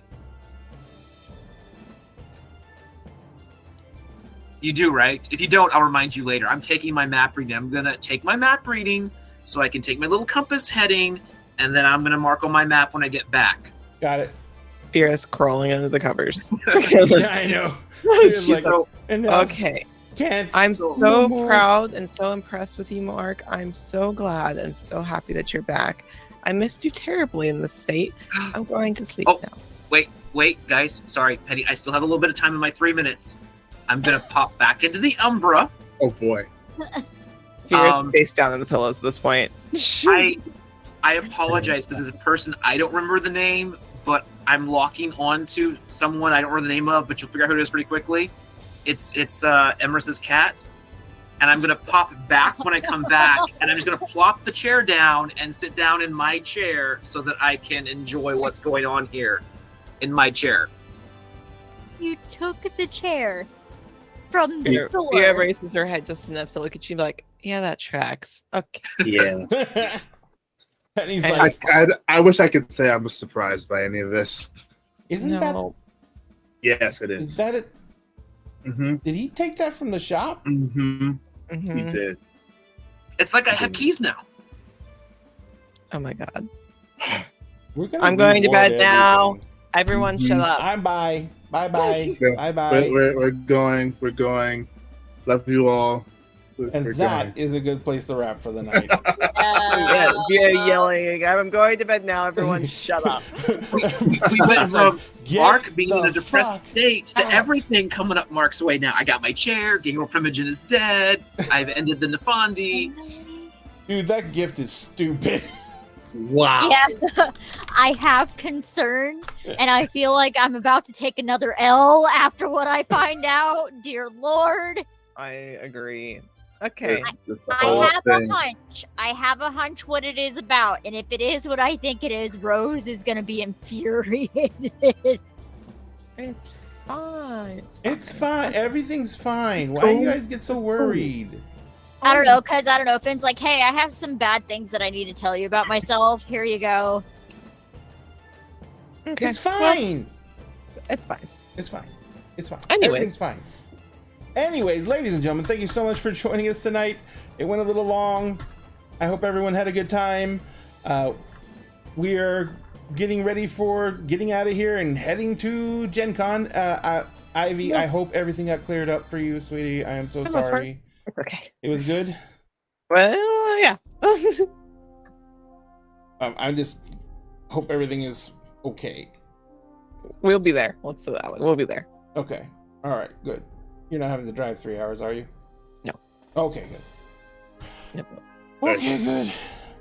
All right, ladies and gentlemen, these wonderful people that you see before you are all, well, almost all content creators as well. M, where can people find you? You could find me under any iteration of Star Shard Stories on TikTok, Instagram, and Twitter. This week, you can find me on To Turn to Page 394 on Thursday for my Star Wars 5e game. I don't know what time it starts. It's usually when everybody gets off work. It varies every time that we run. Friday, I don't know if we're having anything going on with the Figment Collective because one of our players is going out of town and the other one's going to Gen Con. Mm-hmm. Saturday, we're And off. then Sunday, you can find me on the Figment Collective for our Sabbat Chronicle, Main by Night, Dun, dun, dun. which is a Vampire Mastery game. And that's where you can find me for this week. Yep. Ivy. Hello, this is I.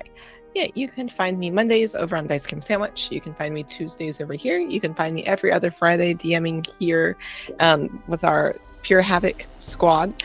And very shortly, you'll see me DMing something else. Dun dun dun! Yay! And then Sphinx. Hello. Tuesdays, you can usually find me here. On Wednesdays, you can also find me here normally with Kingdoms of Mist with some of this cast. On every other Friday, you usually find me with the Alex Bomb channel playing Initiatives and Intrigues. And then on the opposing Fridays, you can find me running my campaign, Agents of the Circle, with ADH Adventures. And then on alternating Saturdays, you can also find me with ADH Adventures doing doing Heroes Arc, and then also Unlicensed Magic War Crimes, which will be at Gen Con. Yeah, also you can find me at Circle DM on the TikToks. That's also where I live. Dun dun dun. And Jonathan is one of the original Dinner and a Game creators. He was with us in 2018 when we started out as a podcast. He is the only one of us smart enough to stay the hell off of social media. Congratulations once again, Jonathan, on not joining the craze and ruining your life with the Facebooks or the Twitters or anything else. Is that more than a passing fad now? I think it is. Unfortunately, I think it's a corruption of all societal norms. Oh, well, That sounds about I right. guess there's always tomorrow to join. Okay. You can join whenever you want to. Ladies and gentlemen, at Dinner and a Game, we always do our best to save you guys a seat at the table. Remember, please, if you have to go anywhere, like we're going to Gen Con, we're going to be masked up the entire time. We're going to be doing our best to practice social distancing. Jessica has literally a battering ram that she can drive over people now if they get too close. So we're just going to all follow behind her and let her cut a path through the crowd. Other than that, remember, we're going to be at Gen Con. We have our charity event on Saturday night from 10 till midnight, being hosted by the amazing Katiosaurus as she runs a bunch of people through Dread, which will include Ivy Shadow and Sphinx Akasha. And also Milagros will be there, Fountain Pen Femme. Jeannie Loveday will be on the panel, as well as Hey Good, Katiosaurus's podcasting partner. So it's going to be chaos, it's going to be anarchy, and we have set up lots of ways to help for you guys to help murder these poor innocent people, and it will be spectacular. We thank you all very much for your time tonight. Let me see if there's anyone to raid right now.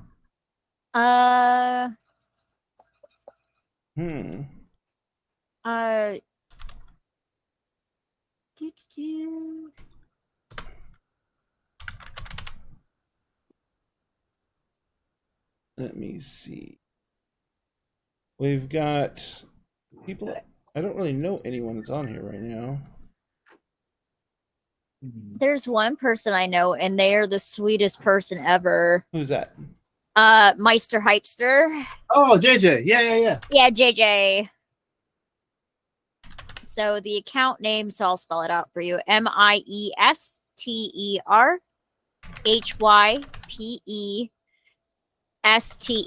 It's all one word. Got it. We will go give them a raid. Now, remember, everyone, we're going to go give them a raid, which means go in, say hi, If you can, give them a follow. It is the biggest shot of serotonin you can give to any content creator.